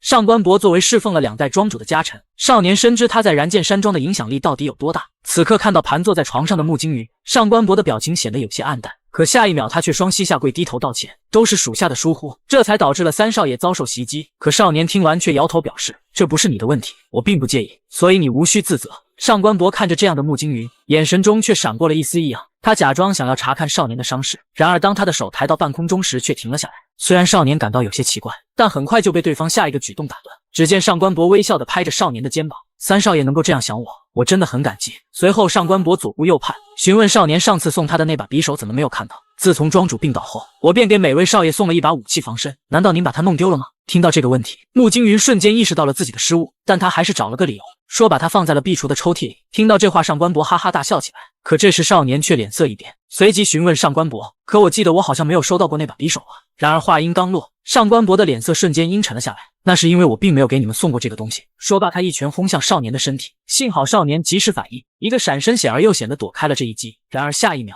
上官博以迅雷不及掩耳之势疾指点出，同时他的口中大声质问，你究竟是谁？真正的三少爷到底在哪？少年好奇对方是怎么看出他不是真正的穆金云的。首先，三公子看到有人向他臣服时会表现得很兴奋，其次，由于他经常被四少爷揍，所以只要有人向他伸手，他就会下意识地躲避。可刚才你的表情不仅毫无波澜，而且没有丝毫畏惧，现在的你已经被我定住了浑身穴位，所以你还是老实交代吧。然而听完上官博的话，少年却诡异一笑，下一秒原本应该被定住的身体竟动了起来。上官博大惊，他不知道少年究竟是怎么做到，可此刻已经为时已晚。只听一声清灵从少年口中传出，一只诡异的手掌径直穿透了上官博的身体。刹那间，上官博只感觉一种奇怪的东西紧紧抓着自己的心脏，瞬间就被吓得愣在原地，不敢挪动半分。同时他的内力在手掌的挤压下不断向外扩散。看到这一幕，少年这才确定自己凝聚出的内力果然和别人的不一样。想到这里，少年有了一个新的想法，随即他再次倾吐一具魔僧。这一刻，上官博再也无法保持镇定。虽然他不知道眼前的少年究竟在和谁说话，但他却感受到了来自地狱死亡般的恐惧，因为此刻他的身体早已被无数只触手牢牢捆住。自此燃剑山庄又少了一位可以威胁到少年的存在，这可把少年高兴坏了。接下来的时间，他终于可以专心修炼神功，可绝世功法的修炼又怎会一帆风顺呢？次日清晨，古灿刚从昏迷中醒来，第一时间就被少年叫到了自己的房间。在前往房间的路上，古灿看到外堂的侍卫一脸严肃地站在少年的门口，这不禁让古灿感到十分奇怪。难道说昨天那件事之后，他们一直在监视我们？可还没等他从疑惑中反应过来，在推开房门的那一刻，却被眼前的一幕张大了嘴巴。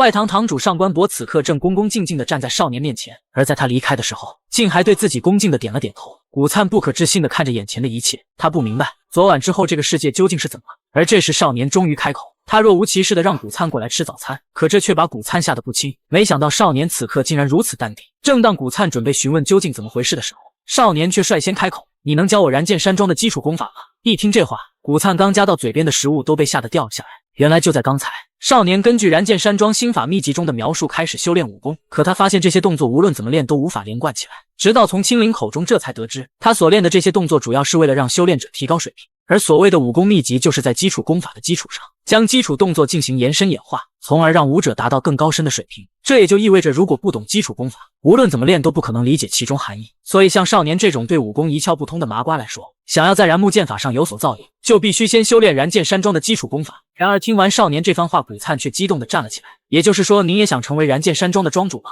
显然他会错了少年的意，我只不过是想修炼一种绝世武功，就像燃剑山庄的心法秘籍一样。听到这里，古灿方才恍然大悟，可最后他还是拒绝了少年的请求，因为燃剑山庄的基础功法他最多也就在远处看过两眼，所以他也不知道究竟是怎样。像燃剑山庄这种名门望族，哪怕是基础功法也只允许家族成员修炼。闻听此言，少年将筷子放在饭碗上，他抚摸着下巴沉声思考起来。原以为燃剑山庄的武者应该都知道基础功法，但没想到会是这样的结果。根据现在的情况来看，那么知道基本功法的除了卧病在床的庄主之外，也就只剩下其他3位公子了。可其他公子又怎么可能告诉您基本功法呢？况且一旦中间出了什么差错，就连您的身份可能也会暴露。既然这样，那就没办法了。说罢，少年果断起身，并且让古灿跟他走。可在得知少年准备去找能教他基础功法的人时，古灿赶忙出言阻止。可无论他说什么，少年仍是头也不回地朝着屋外走去，直到跟着少年来到了目的地。古灿再次被少年那大胆的决定愣在了原地，因为此刻少年要找的人正是2年前将他揍得半死的四公子穆有天。看到四公子那一身发达的腱子肉，古灿已经被吓得话都快说不出来了。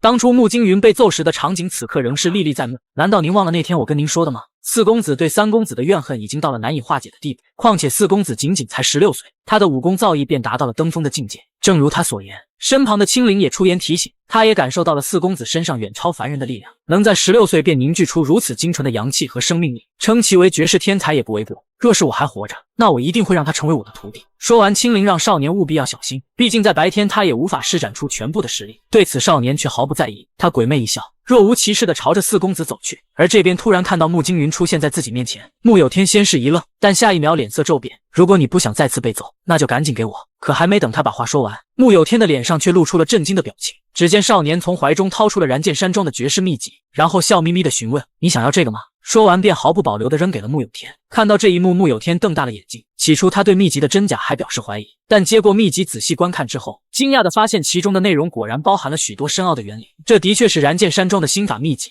可很快穆有天又发现秘籍之中竟然少了几页。他询问少年这是怎么回事，只见少年不急不缓，轻轻点了点脑袋，他们已经全部记在了我的脑海中。此刻穆有天根本不知道少年究竟在打什么主意，他知道庄主是不可能将秘籍传授给穆惊云的，于是再次开口询问：“你究竟是怎么得到他的？”对此少年并没有回答，他依旧面不改色。然而这副表情彻底激怒了穆有天，他大声咆哮着：“如果你是想来我的面前炫耀下一任庄主非你莫属的话，那趁我还没将你揍扁之前，立刻给我滚开！”说完，他愤怒地将秘籍甩到少年的身上，可少年仍是轻描淡写地捡起秘籍。看来你应该误会了什么，我只不过是来和你做笔交易的，对于庄主的位置我并不感兴趣。听到这话，穆有天笑了，他毫不客气一拳轰在了少年的脸上。这种话他怎么可能相信？眼前这家伙分明是在策划着什么阴谋。如果你是因为记不清2年前发生的事情，那我不介意重新让你想起来。原来为了得到燃剑山庄基础功法的口诀，少年竟然主动将绝世功法献给了对自己恨之入骨的弟弟。可面对这个向来看不起自己的哥哥，穆有天直接一拳砸了过去。只听砰的一声，巨大的力量让他的身体瞬间倒飞出去，鲜血顺着鼻子哗啦一下流了下来。然而这时少年却笑了起来，果然不一样，除了那个拿着黑色长剑的家伙，这还是他第一次如此深刻地感受到高手之间的差距。他终于明白了为什么古灿说穆有天就是个怪物。面对这样的对手，少年非常清楚，眼前之人根本不是他光凭运气就能打败的。不过这却让他越发期待起来，若是他学习了武功，是不是也可以变得如此强大？他抹去嘴角的血渍，微微一笑：“你的拳头的确很硬。”看到穆惊云重新站了起来，口中还不忘嘲讽自己，穆有天的脸上写满了惊讶。他再次向少年发出警告：“如果你还想尝尝拳头的味道，我不介意让你重新体验一遍。”但这时少年却嗤笑一声：“我知道你现在还是怀疑我，不，这不是怀疑，而是确信，因为我不会相信你说的任何一句话。”说罢，穆有天再次握紧了拳头。既然事情已经变成这样，那他就应该像2年前一样，再狠狠给这个家伙一次教训。然而就在他准备挥动拳头的时候，少年却笑着说道：“是吗？那就没办法了，那我只能将秘籍交给大夫人或者二哥了。”一听这话，穆有天脸色骤变，他大声怒斥：“你竟敢威胁我！”然而少年依旧不为所动：“相不相信是你的自由，但如果你这么选择的话，等到我将秘籍给他们之后，我依旧能得到我想要的东西，可你却不一定。”听到这句话，穆有天愣住，因为他深知这句话的含义。在燃剑山庄，如果庄主去世了，家臣们肯定会推举熟知秘籍的人成为新的庄主，届时不论是大夫人还是二公子，都不可能轻易放过他。这一刻，穆有天看着少年那毫不畏惧的眼神，身体竟不自觉地颤抖了一下。你真的是穆惊云吗？听到从穆有天嘴里说出这句话，身后的古灿瞬间大惊，该不会是少年的身份被发现了吧？然而此时少年依旧面不改色，他扑哧一笑，直视着穆有天：“那你觉得我是谁？说的好像你很了解我一样。”听到这话，穆有天的眼神一滞：“我当然了解你，你就是个2年前被我打得像狗一样的人。”一个因为害怕甚至连看我一眼都会逃跑的懦夫。你说的没错，但除了这件事以及我们是同父异母的兄弟外，你对我还了解些什么？包括我喜欢什么，讨厌什么，以及为什么我愿意放弃庄主的位置，这些你一无所知。听到这话，穆有天不由得一愣，眼前这个哥哥在2年间发生的变化让他感到无比惊讶。然而面对少年那理直气壮的声音，他还是大声咆哮道：“你有什么资格反问我？你们这群混蛋都嫌我出身低微，都无视我、疏远我，没有一个人承认过我。可现在你为什么还要来找我，反而不与那些自认为高贵的人交易？”听到这句话，少年却若无其事地回答道：“那是因为你是他们中最好的。”瞬间，穆有天陷入了沉默，他不可置信地凝视着少年的眼睛。由于他出身低微，从小就饱受折磨，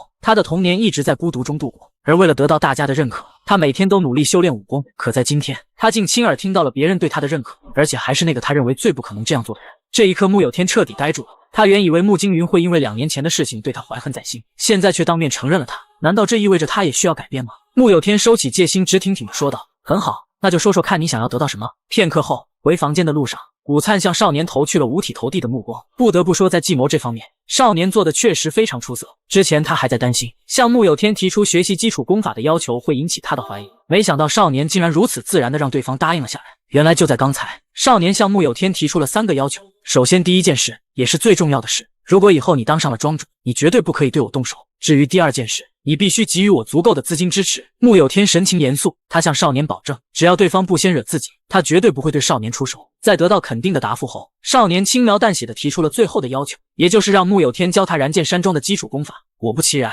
听到这个要求，穆有天没有丝毫怀疑就答应了下来，甚至还嘲笑少年竟然连这个都忘记了。而这正是少年的计划。从他们刚见面那一刻开始，少年就不断地将穆有天的注意力引导到前2个要求上，而在得到穆有天的信任之后，他提出教他基础功法的要求便显得如此微不足道。就这样，穆有天将基础功法的口诀告诉了少年，少年则将那缺失的几页秘籍口述给了穆有天。想到刚才发生的这一切，古灿再次向少年投去了钦佩的目光。只是让他感到可惜的是，穆有天就这样轻易得到了秘籍，对此少年却并不在乎，因为他篡改了秘籍的内容，每13或者14个字中就有1个字被他修改了。起初他还担心会被发现，但没想到进展却格外顺利。听到这些话，古灿瞬间冷汗直冒，难怪他会毫无保留地告诉穆有天秘籍的内容。难道您就不怕他练了错误的功法，真气紊乱，走火入魔吗？少年只是冷声一句，那又怎样？这一刻，古灿只感觉背脊一阵发凉。这家伙根本不关心穆有天会不会出事，简直就是个真正的魔鬼。由于方世硕的背叛，鬼影阁与石室的关系彻底破裂。为了查明真相，阁主下令一定要把方世硕找回来。然而即使出动了阁中所有弟子，却始终没有发现方世硕的踪迹。最后为了挽回组织的声誉，不得不由大长老亲自出马。此刻，某处偏僻的密林内，随着古大师手中的符箓完全燃尽，他看向地面那片嫣红，陷入了沉思。方世硕作为鬼影阁最厉害的3位术法大师之一，究竟是怎样的力量才能将他如此残忍的杀害？想到这里，他当即开始手掐印诀，口中轻吐几句咒语，周围瞬间狂风四起。下一秒，古大师的眼中闪过一道红芒。方世硕之前所经历的一切，犹如走马灯不断映入古大师的眼中。可还没等他完全消化完这些信息，一股令人毛骨悚然的冰冷突然降临。这一刻，他感受到了方世硕临死前那深入骨髓的恐惧，他的身体犹如陷入了无间炼狱，瞬间让他惊醒了过来。就这样，他愣在原地，久久没有缓过神来。好一会之后，他长叹一口气，没想到那东西竟然已经能触及到精神领域。之前的他还是把事情想得太简单了。随即他瞟了一眼天空，喃喃自语道：“看来我们得要重新准备一番了。”与此同时，地面上一个雕形的影子拍打着翅膀响应了起来。可奇怪的是，那影子里的雕头上却长着一对奇特的角。画面一转，此刻燃剑山庄内，少年根据穆有天提供的基础功法开始修炼燃木化星诀，他的每个动作都连环贯通，没有丝毫滞涩，完全不像是第一次学习武功的菜鸟。就连一旁的青灵都看得愣愣出神。通常来说，普通人第一次学习武功都要从基础动作开始，经过长年累月的练习，将每个动作相互贯通，从而形成一整套的武功招式。然而少年却直接跳过了这最重要的一步。由于他那惊人的记忆和领悟能力，他根本不需要单独练习每个动作。对于他来说，剩下要做的就只有不断地锻炼自己的肌肉。因此在看到少年这惊人的习武天赋后，青灵也感到万分苦恼。本以为这小子会缠着他指导一番，没想到现在却压根没他什么事。这种挫败感着实让他非常难受。这一幕恰恰落到了少年眼中。正当他好奇青灵这是在歪歪什么的时候，古灿刚好一脸懵逼的出现。你来的正是时候，这里有件事需要你去帮我办一下。不久后，古灿看着手上那奇怪的标记陷入了沉思。这个符号非常简单，但他之前从来没有看过。可少年却让他委托一家情报机构打探一下相关的信息。于是他来到了这家兰花楼。如果按照级别来分的话，这里只能勉强列入最低级的情报行列。但没办法，谁叫这里是附近唯一的一家情报机构呢？所以对于能否得到有用的情报，古灿不抱任何希望。想到自己这苦逼的一生，现在全然变成了一个跑腿的，古灿长叹一口气。不过对此他却不是特别在意，毕竟他的人生本来就没有什么目标。在他很小的时候就被父母抛弃，因此成为了杀手。但由于缺乏天赋，很快就被退出了组织。而当初跟着师兄干护卫的原因，也仅仅是因为他们是同时退出组织的。他深知干护卫从来就不是一个好人，一直把他当成工具来用。虽然现在也一样，但他却很享受这种随波逐流的感觉。最起码他感觉现在自己还活着。而唯一让他感到焦虑的是，少年那天花乱坠的想法，永远都猜不透他下一步要做什么。就在古灿胡思乱想的时候，一个肥头大耳的男子揽着一名女子走了进来。他正是兰花楼的楼主郭鲁柱。只见他红光满面，醉醺醺地询问古灿：“他是我们这里新来的孩子，你觉得他怎么样？”古灿感到非常生气。虽然那名女子的确美得让人眼花缭乱，但现在根本不是想那个的时候。然而此时郭的心思丝毫没有放在工作上面，他依旧盯着女子那曼妙的身姿挪不开眼。古灿厉声警告道：“这次的委托非常重要，我不希望有第3个人知道。”看到古灿竟然如此生气，郭鲁柱这才依依不舍地让他先行出去。可就在女子起身准备离开的时候，他还试图对女子的屁股动手动脚。这一幕彻底惹怒了古灿，可还没等他来得及发火，只听啪的一声，女子一巴掌扇在郭鲁柱的脸上。只见女子口中喃喃几句：“呸！我再也受不了了。”说罢，她摘下头上的假发。此刻古灿两人都还在懵逼当中，然而下一秒，女子一个诡异的身法抓住郭鲁柱的头颅，只听咔嚓一声传出，郭鲁柱的身体犹如断了弦的木偶，扑通一声倒在地上。古灿被这一幕吓得慌忙想要拔出短剑，可女子却趁机一脚踹飞了桌子，同时几根木刺凭空出现在他的手中，根本来不及反应，就直接插入了古灿的穴位。这时女子褪去伪装，露出了一张清秀的面孔：“你太让我失望了，菜鸟杀手86号。”一听这个声音，古灿彻底不淡定，口中哆哆嗦嗦地吐出一句：“夫人。”灵刃飞针作为飞沙门门主的象征，如今却落在了一个青楼女子的手上，这怎么想都是一件不可能的事情。飞沙克作为飞沙门上一代门主，虽然已经60岁，年龄比门下所有的杀手都大，但他的实力却无可匹敌，20多年来一直保持着中原第一杀手的位置。然而他的独门暗器却掌握在这个女子的手中，古灿感到非常惊讶。不过很快他就猜到了这个女子的真实身份。飞沙克有一个孙女，她的名字是夏彩玲。作为飞沙克唯一的亲人，他把一切都倾注在了夏彩玲的身上。对于这一点，所有人都可以理解，但问题在于夏彩玲的性格有很大的问题。飞沙门的所有杀手都认为，门主不会把自己的位置留给他唯一的孙女，因为夏彩玲根本不适合当杀手。想要成为一名杀手，最基本的要素就是得拥有沉着冷静的心性，但夏彩玲在这一点上可以说完全搭不上。她是个性格暴躁的人，虽然她长得年轻漂亮，但整天都是出口成脏，除了有非常严重的洁癖外，从来都不知道控制自己的情绪。而古灿最后一次见到她是在4年前，当时他还没有退出杀手组织。飞沙门的所有杀手都反对让夏彩玲成为下一任门主，只有飞沙克想要把她扶正，于是强行将她关进了飞沙洞。所有人都认为夏彩玲不可能活着出来，就这样渐渐的把她给忘记了。如今夏彩玲已经19岁，古灿只是看了一眼她那足以让人心潮澎湃的身材，就知道夏彩玲发育的是真不错，再加上那种迷人的面孔，相信很多人都会被她的外表所欺骗。而就在这时，夏彩玲终于向古灿伸出了手，她把插在古灿身上的灵刃飞针拔了出来，粘回了他手腕的圆环上。所以你已经完成了100人斩的任务吗？原来在飞沙门中，想要成为门主需要通过一项考验，那就是在100日之内杀死100个人。看到古灿竟然质疑自己的实力，夏彩玲也不生气，只是调侃道：“你怎么可以不相信我呢？”看到他如今的性格，古灿也不禁开始怀疑，难道他真的改过自新了吗？如果是这样的话，或许他的确可以成为门主。见古灿仍是一副不相信的样子，夏彩玲瞬间投来了冰冷的目光。不要因为你退出了组织，就可以对门主不敬。在证实自己心中所想之后，古灿顿感一股不安袭来。根据以往的情况，凡是退出组织的杀手，他们的结局无一例外只有死亡。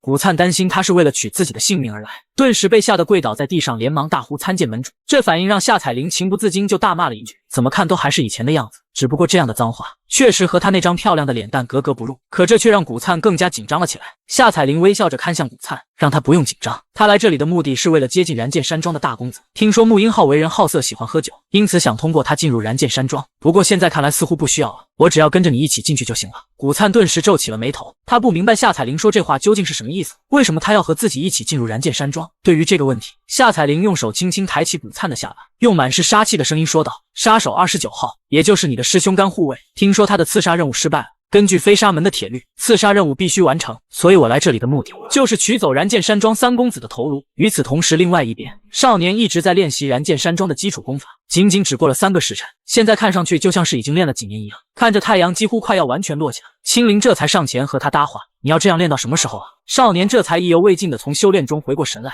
看了看天色，确实不早了，那我们就去吃饭吧。然而此话一出，青灵好像等了很久似的，嘴角顿时露出了一抹兴奋。画面一转，一个侍女正聚精会神的吃着饭，少年则拿着一本书若无其事的坐在对面。侍女将桌面的饭菜饕餮一空后，脸上露出了心满意足的表情。看着对方这个样子，少年不禁好奇，真有那么开心吗？侍女拿起一壶酒，意犹未尽的说道：“人活着最大的乐趣就是吃，总有一天你会明白的。”而这个侍女正是被附身的青灵。可就在这时，只见侍女身上的青筋突然暴起，全身的血管就像是被墨染黑了一样。青灵不禁一阵啧舌，没想到这孩子连1刻钟都坚持不住，看来普通的肉体还是无法抵挡住冤魂的侵蚀。而在4天前，少年让青灵尝试附身在给他送饭的侍女身上，没想到结果意外让他非常满意。然而得知可以附身的青灵，为了得到一个漂亮的肉身，附身在一个侍女的身上，结果差点把那个侍女害死。穆惊云一脸无奈，他现在开始后悔让青灵这么做了。其实少年并不想这么快让青灵找到肉身，因为一个时刻可以留在身边的高级鬼灵，对于他来说就是杀手锏。吃饱喝足的青灵看向少年，不禁疑惑：“你现在怎么对道法术士感兴趣了？此刻少年看的书正是青灵从方世硕那得来的一本名叫《六人降灵术》的秘籍。见识过方世硕驱使式神的手段后，对于这些方法少年自然非常感兴趣。可就在他准备继续研读下去的时候，突然一股不祥的气息袭来，少年皱着眉头把头转了过去。看到他这种状态，青灵不由得眼前一亮，看来你的直觉确实变得很敏锐了。作为一名杀手，必须遵循的铁律之一，其隶属的组织如果在没有接到委托的情况下，是禁止杀人的，即使是门主也不例外。因此在得知夏彩玲的目标是穆惊云后，古灿强压心中的不安，他咽了咽口水询问道：门主您是接受了委托吗？没有。听到这么快的回答，古灿不由得皱起了眉头。没有接到委托就来取穆惊云的头颅，难道是有什么其他原因吗？对于古灿的惊讶，夏彩玲似乎早有预料。我从燃剑山庄得到了一个情报，杀手29号任务失败是因为被三公子穆惊云所杀。我很疑惑，一个只有3流水准的纨绔公子究竟是怎么杀死一个1流的高手的？而令我更为意外的是，你竟然安然无恙。面对这样的质问，古灿哑口无言，一时间竟不知道该如何回答。如果现在他如实交代，那他很可能会被夏彩玲以不顾同门之情杀掉，但如果继续保持沉默，那他将会面临更加严重的后果。刹那间，万分思绪涌入古灿的脑海，短暂的无语后，他终于缓缓开口：因为我已经退出组织很长一段时间，所以以我现在的实力根本对付不了穆惊云，这才只能潜伏下来等待机会。听完古灿的话，夏彩玲虽然仍是表示怀疑，但她最后嘿嘿一笑：既然这样，那我们现在就出发前往燃剑山庄吧。看到他一脸兴奋的样子，古灿的脸色瞬间变得阴沉起来。无论如何，他都要通知那个家伙。片刻后，古灿的房间内，他给夏彩玲拿来了一套侍女的衣服，然而夏彩玲只是随意的看了一眼，就把头扭了过去。这么土，我宁愿穿青楼的衣服。古灿不由得咽了咽口水。事情的发展越来越危急，自从碰见夏彩玲之后，对方就一直牢牢地盯着自己，现在好不容易可以趁着对方换衣服的时候偷偷溜出去，他怎么可能轻易放过这次机会？于是他放下衣服就转身准备离开。可这时夏彩玲却调皮地问道：你为什么不留下来呢？能看到我这种身材的机会可不多。说着，夏彩玲还故意露出了她那傲人的双腿。从未见过这种场面的清纯小古灿，脸蛋唰的一下就红了一大片。可正想回头看一眼的时候，耳边再次传来夏彩玲哈哈哈的笑声。我这是在跟你开玩笑呢，没想到你还当真了。古灿一脸无语，以夏彩玲现在这种性格，菲沙克还放心把门主的位置交给他，这前任门主还真是心大呀。最后古灿再次道了一声，便转身朝门外走去。可夏彩玲的声音却再次传来：谢谢你，古大叔，多亏了你，我才能这么容易就进到这里。听到这句话，古灿心里却很不是滋味，这与他的意志无关，虽然很不情愿，但嘴上却还得不断的附和，相信只要有门主在，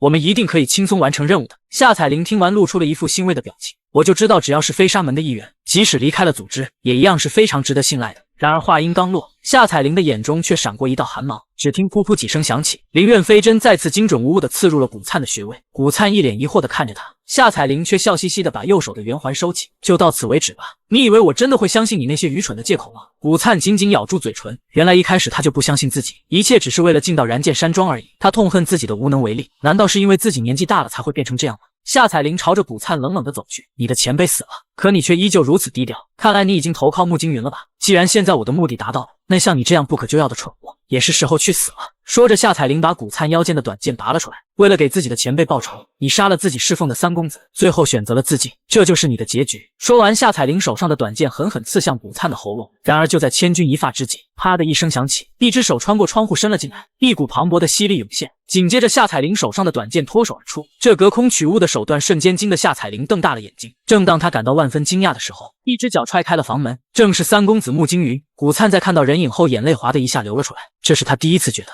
原来这个魔鬼一样的家伙竟然这么帅。然而与之相比，夏彩玲却瞬间大惊失色。虽然夏彩玲的性格火爆，但她接受过中原第一杀手的严格训练，所以从一开始她就对自己的目标进行了各种调查。不过却发现穆惊云与其他纨绔公子没有什么两样，由于练武资质极低，所以穆惊云的武功也不过只有3流水平，在燃剑山庄内根本得不到其他兄弟和家臣的认可。但是这样的家伙却杀死了1流高手29号，对此夏彩玲有2种猜测：真凶有可能是向他透露情报之人，也就是燃剑山庄的其他公子之一；第二，穆惊云一直在隐藏实力，但相比较前者而言，这个的可能性比较低。目前穆惊云只有17岁，如果他是想要争夺燃剑山庄继承人的位置，那他就没有理由隐藏实力。然而刚才发生的一幕却完全出乎了夏彩玲的意料。身为飞沙门门主的他，哪怕实力已经达到了顶峰，可是也做不到隔空取物，但眼前这个被称为废物的三公子却做到了。他看向穆惊云的眼神瞬间变得凌厉起来，感觉到形势不妙，他猛然抓住古灿的衣领，将他拉向自己。惊慌失措的古灿想要挣脱，但由于实力相差巨大，所以无论他怎么反抗都无济于事。与此同时，夏彩玲将自己的短剑抵在古灿的脖子上，威胁穆惊云说道：“如果不想看到你的护卫死去，你最好不要乱动。”听到夏彩玲的话，古灿却吓出了一身冷汗。虽然他知道夏彩玲之前一定调查过穆惊云，但现在的穆惊云早已不是原本的三公子，所以他肯定不知道，眼前这个少年从来不会把别人的生命放在眼里，他彻头彻尾就是一只魔鬼。而这边少年果不其然抬起了匕首，就在古灿以为少年是要朝着夏彩玲冲来的时候，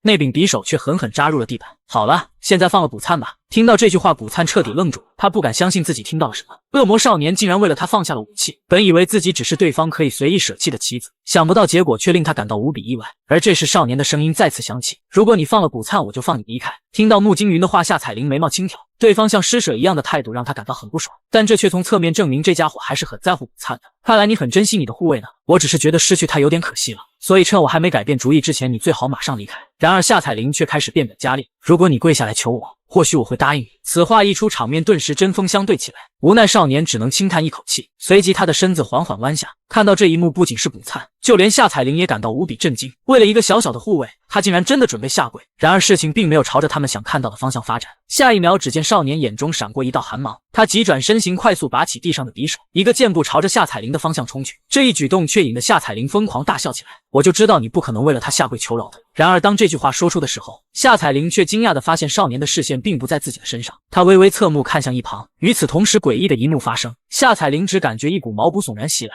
就好像整个身体陷入了一片血池，无数只触手犹如地狱里的恶鬼抓向她的身体，而在她背后分明有什么东西正在靠近。感受到这股不祥之后，夏彩玲本能的侧身，竟躲开了青灵的一击。而在这一瞬间，他拉着古灿的衣领猛然后撤，同时手上的短剑挡在身前。看到夏彩玲躲开青灵攻击的样子，少年的眼中闪过一丝异样，果然不愧是绝顶高手，反应速度竟然比穆有天还快。身后的青灵其实早已意料到了这个结果，毕竟绝顶高手已经能够感受到一丝鬼灵的气息，所以只要他一靠近，夏彩玲就会本能的躲开。不过少年也不是吃素的，就在夏彩玲愣神的片刻，他快速掷出匕首，准确无误的击落了夏彩玲手上的短剑。趁着夏彩玲放开古灿的剑隙，少年快速移动身形，然后顺手拔下古灿身上的灵刃飞针，速度之快也是夏彩玲没有想到的。虽然不知道对方刚才施展了什么法术，但他已经能敏锐地察觉到那股诡异的能量，所以面对少年疾驰而来的身影，他仍是丝毫不惧。毕竟在他看来，眼前之人的实力实在是太弱了，而他只需要在对方再次施展法术前将其打断，那他就能轻松干掉对方，并且除此之外，他还有最后的杀招没有使用。只见夏彩玲的身影同时快速移动，而他的手则摸向了腰间的武器。见此一幕的古灿顿感不妙，那是飞沙门最厉害的暗器极影针，虽然每次使用只能施展一次，但它却有一个独特的功能，能够禁锢目标的内力。而此刻少年丝毫没有察觉到异样，他本打算再次施展破丝巴式第一式，将武器吸到自己手上，却愕然发现他的内力竟然使不出来了。一旁的青灵也察觉到了不妙，但他根本来不及阻止，只能眼睁睁地看着极影针刺向少年的心脏。就在青灵惊呼不妙的时候，一个身影却赫然挡在了少年面前，极影针毫无例外地刺入了他的身体。瞬间，所有人露出了震惊的表情，而看到这一幕的少年彻底的怒了，他的眼中闪过一道寒芒，口中大喝一声青灵，一道诡异的影子快速朝着夏彩玲逼近。感觉到不妙之后，夏彩玲迅速朝着少年的脑袋射出了3枚飞针，对此少年却丝毫没有躲避的意思，手掌上再次浮现出一股吸力，疾驰而来的飞针硬生生刺向了他的手掌。见此一幕，夏彩玲瞪大了眼睛，灵刃飞针竟然改变了飞行路线。然而就在他感到万分惊讶的时候，一道诡异的声音响起，他让你走的时候你就应该离开，可你怎么就是不听呢？夏彩玲瞬间惊慌失措，她明明听到耳边传来了声音，可无论怎么看都没有发现任何东西。与此同时，一股令人作呕的血腥涌现，周围的一切化为了一片血海，而在那血海之中伸出了数十只触手，将夏彩玲的身体死死缠绕。面对生平第一次遇见的怪事，夏彩玲彻底陷入了绝望，她想要逃离，可无论怎么挣扎都无济于事。看着眼前痛苦与恐惧的少女，穆惊云摇了摇头，我分明给过你机会，可你却选择了放弃。话音刚落，夏彩玲的意识就在无尽的恐惧中彻底被吞噬。看到这一幕，少年的脸上却毫无波澜，他缓缓走到古灿身旁，他想要说些什么，可又不知道说些什么。这时古灿却缓缓开口，真可惜，以后不能再为公子做事了。对此少年疑惑地问道，你为什么要这么做？保护公子是我的职责，我只是做了我应该做的事，而且公子为了救我已经付出了那么多，我不能就这样背叛你。听到这话，少年沉默了，然而古灿却继续吃力地嘟囔着，您是我这一生中唯一一个关心我的人，所以我已经没有任何遗憾了。说完，古灿缓缓闭上了双眼。可就在这时，一个女子的声音响起，她真的死了吗？而说话之人正是已经死去的夏彩玲。但少年知道此时的夏彩玲并不是夏彩玲，看来你已经完全将她吞噬了。听到这话，女子微微一笑，是的，年轻的身体真是好，不枉我费了一番功夫。然而话音刚落，夏彩玲的身体又开始青筋暴涨，顿时把青灵气得火冒三丈。可恶，看来这具身体也撑不了多久。不过很快青灵话锋一转，他看向地上的古灿，没想到他就这样死了。不过他似乎没有什么遗憾，看来他应该不会变成冤魂了。听到这话，少年却目不转睛地盯着古灿，抽动着嘴角喃喃一句：根据六人降灵术记载，冤魂以强烈的怨恨诞生，但一个人在死亡的时候，所在的地方如果充满怨气和死气，也会受其影响而诞生。听到这话，青灵大惊失色，他似乎猜到了什么。而这边只见少年手上的印诀不断变换，他身上的死气开始向周围扩散，然后通过手掌涌入古灿的身体。渐渐的，古灿的灵魂化为一道道光芒脱离身体，最后凝聚为了一颗微弱的光球。而这时，只见一条红线快速连接向那颗光球。这一幕让青灵瞪大了眼睛，他竟然用死气提取出了古灿的灵魂，而且还和他建立了联系。不过古灿的灵魂还是太弱了，如果不快点找个容器，很快就会彻底消散。可这么短时间，要去哪里找一具尸体呢？听到这话，少年并没有回答，只是冷冷地看向青灵。看到少年这副表情，青灵察觉到接下来肯定有什么不好的事情即将发生。画面一转，此时古灿的灵魂犹如坠入了茫茫大海，他能感觉到自己的意识正在逐渐消散。不过他并没有抱怨，他这一生已经没有了任何遗憾，一切是时候结束了。可就在这时，一道熟悉的声音突然响起，好像就在耳边。当他猛地睁开双眼时，果不其然，他再次看到了那个熟悉的身影。他不明白这究竟怎么回事，为什么他还活着？见此一幕，少年依旧脸色平淡，他让古灿先冷静下来，然后缓缓解释道：为了保存你的灵魂，我将死气转移到了你的身上，所以你现在成为了我的式神。不过你的灵魂能量实在是太弱，随时可能会消散，我别无选择。听到这里，古灿仍是一头雾水，可当他开口询问这是什么意思的时候，却被自己的声音吓了一跳。因为这里只有一具可以用的尸体，所以我把你放进那个刺客的身体里了。听到这话，古灿彻底不淡定。在看到自己那不断起伏的胸脯后，古灿口中发出一声惊呼，他不断祈求少年让他变回去。这女人的身材实在是太大了，对此少年却视若无睹，只是自顾自地修理着房门。如果我把你拉出来，你马上就会消失。况且即使我这样做了，这个女刺客也已经变成了一具尸体。听到这话，古灿的脑子已经乱成了一团。先不说自己变成了一个女的这件事，要是让飞沙门知道他们的门主死在了这里，那以后就真的没有好日子过了。而就在他感到万分苦恼的时候，身后传来了一个悠悠的声音：你应该感谢能够得到这具身体，我想附身上去还做不到呢。听到声音，古灿扭头望去，竟然被青灵的身影吓得一声大喊。虽然古灿不知道对方是谁，但即使现在已经变成鬼灵的他，也能清楚地感受到自己和对方之间的差距。仅仅只是看了一眼，就让他产生了置身于血海的幻觉。这一刻，他不禁看向身旁的少年，难道他一直和这样的存在待在一起吗？对于这个家伙，古灿是越来越看不透。而看到古灿一副见了鬼的表情，青灵安慰他不要伤心，毕竟你现在还有身体可以用。然而古灿却一脸生无可恋，可我是个男人啊，这可把青灵气坏了。真是得了便宜还卖乖，你现在怎么还用凡人的思维想问题呢？你难道不应该为自己从二流晋升到大师感到高兴吗？话音刚落，耳边就传来了少年的声音：为什么不试一试呢？说罢便一脚狠狠踢向古灿的脑袋。没有任何思考，出于本能的反应，古灿一个弯身便躲了过去。感受到身上那浑厚的内力，古灿这才后知后觉，原来这就是大师级水平的感觉。现在满意了吧？古灿还是一脸委屈，可我始终是个男人啊。青灵听完却意味深长的一笑，这不是正好吗？等没人的时候，你就可以随便乱摸了。古灿满脸羞红，他可是正人君子，怎么可能会做这种事情？见古灿一副义正言辞的样子，少年向他保证，以后如果有机会，一定会重新给他找过一具身体。而就在这时，门外突然传来了急促的敲门声，只见内室的护卫气喘吁吁前来禀报：庄主他醒了。画面一转，然见山庄外，一个蓝色道服的男子站在不远的地方，他手掐印诀，口念咒语。没过多久，以他所站的地方为中心，出现了一个巨大的影子。不一会儿，那个影子开始下降，逐渐变小。找到那家伙了吗？听到这话，古雕摇了摇头。对此，古大师也无法理解，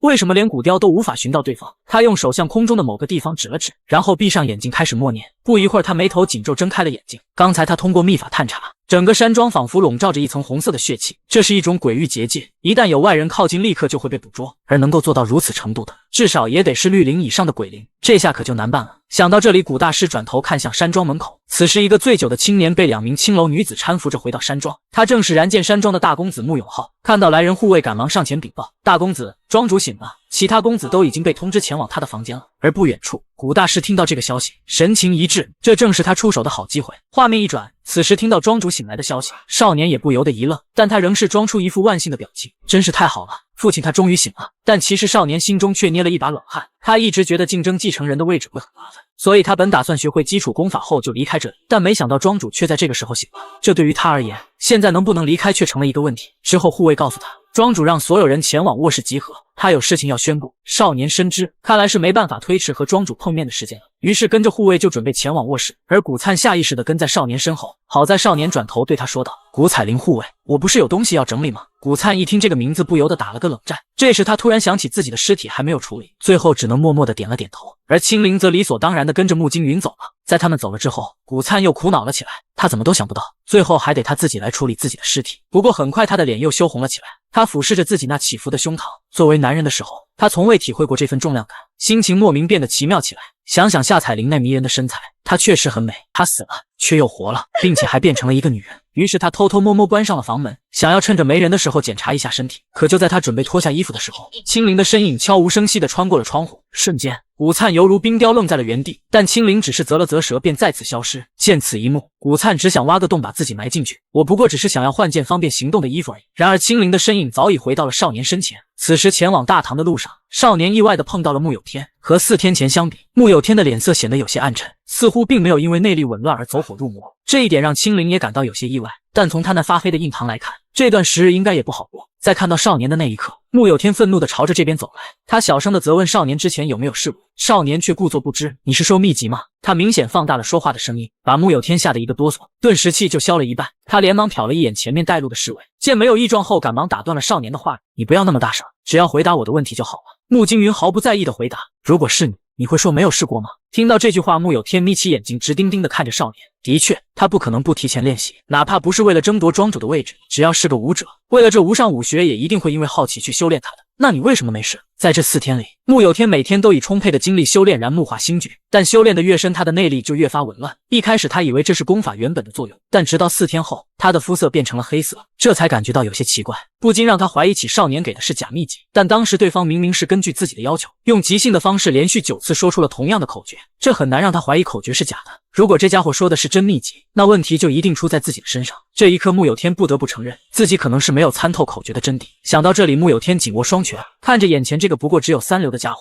对方能够熟练掌握功法而没有副作用，那被称为天才的他也一定能做到。虽然现在他还不知道问题出在哪里，但他相信自己一定能克服。这时少年也不再过多逗留，虽然我不知道你有什么问题，不过现在父亲已经醒了，你为何不亲自问他吗？听到这句话，穆有天的嘴角微微上扬，父亲能够醒来对他来说是天大的好事。虽然自己只是妾室生的孩子，但父亲一直偏向于他，所以整个局势对他更有利。而且父亲一醒来就把大家召集起来，一定是为了确定继承人的位置。而这边看到穆有天那充满期待的样子，少年却扑哧一笑，然后一副毫无兴趣般的移开了视线，这让青灵也感到一顿无语。这家伙果然一如既往的邪恶。然而就在这时，青灵猛然一怔，他抬头望向某处，露出一副饶有兴致的样子。少年惊讶地瞟了他一眼，好像有个虫子混进来了。不知是谁给了他这么大的勇气，竟敢毫无顾忌地踏足本座的领域，看来我得好好招待他一番了。闻听此言，少年瞬间就明白过来，看来鬼影阁的人已经到了。画面一转，庄主房间内，穆永浩和穆恩平已经提前到达。此刻凡氏家族的血脉全都聚集在了这里。然而看到少年和穆有天一起出现，穆恩平感到颇为疑惑，他们2个的关系什么时候变得这么好了？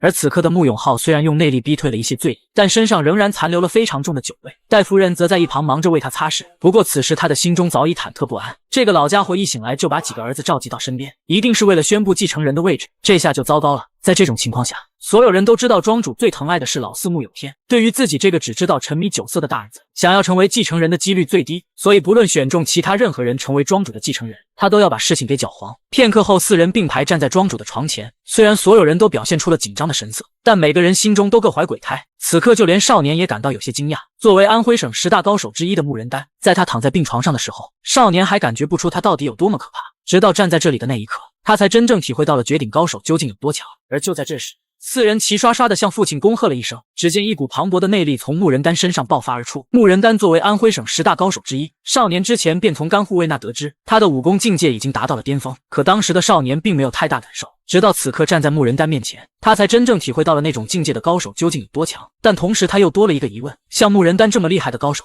又是怎么被人种下诅咒的？也就在他陷入疑惑的片刻，他的眼睛直直地盯着穆仁丹。和其他的兄弟相比，少年显得格外轻松，毫无紧张感。而看到这一情景，穆仁丹的眼中闪过一丝惊异。自从穆金云的母亲死后，他就再也没敢直视过自己。穆仁丹缓缓开口，知道我为什么叫你们过来吗？对于这个问题，虽然大家都心知肚明，但始终保持着沉默，不敢回答。唯独少年随口说道：“难道不是为了确定继承人的事情吗？”此话一出，所有人都露出了惊讶的表情。他们怎么也没有想到，这个一向胆小怯懦的老三，竟然敢明目张胆地把原因说出来，纷纷瞟了一眼穆惊云，又小心翼翼地看了看庄主的眼色。但出乎意料的是，穆仁丹并没有生气，反而还欣然地承认了这一点。是的，我的确是为了确定继承人的人选。对此，所有人的神经瞬间紧绷，每个人的想法都变得复杂起来。其实穆仁丹也感到有些意外，他刚醒来的时候，便从内堂堂主那听说了这段时间发生的事情，得知是老三将他从一个方士手上救了下来。起初他还认为这要么是巧合，要么是老三故意设的局，但从刚才老三的表现来看，他开始慢慢相信，似乎老三真的变了。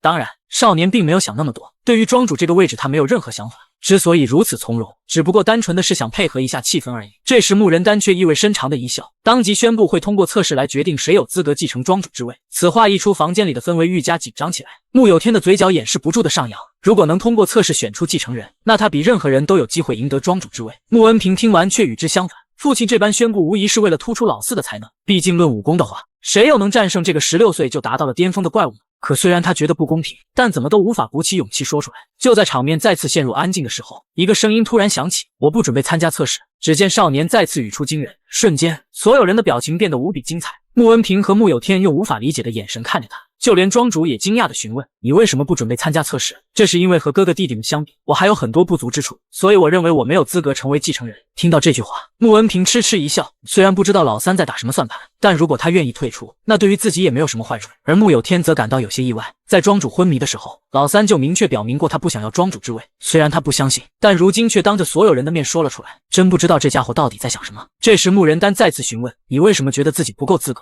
面对庄主接二连三的问题，少年也感到很是惊讶。据他所知，庄主对老大和老三一直都非常寒心，因此两人即使在测试中落选，也应该不会引起重视。如今却对自己的退出这么感兴趣，看来只能给找个理由了。想到这里，少年当即回答：“作为燃剑山庄未来的庄主，无论是武功还是智慧，都必须要具备卓越的才能，而这两种我都不具备，所以我放弃成为庄主的资格。”听完这句话，穆仁丹却大笑起来，可笑着笑着，他又无比犀利地看向少年，看来他真的变了，他的确不是为了庄主的位置而救我。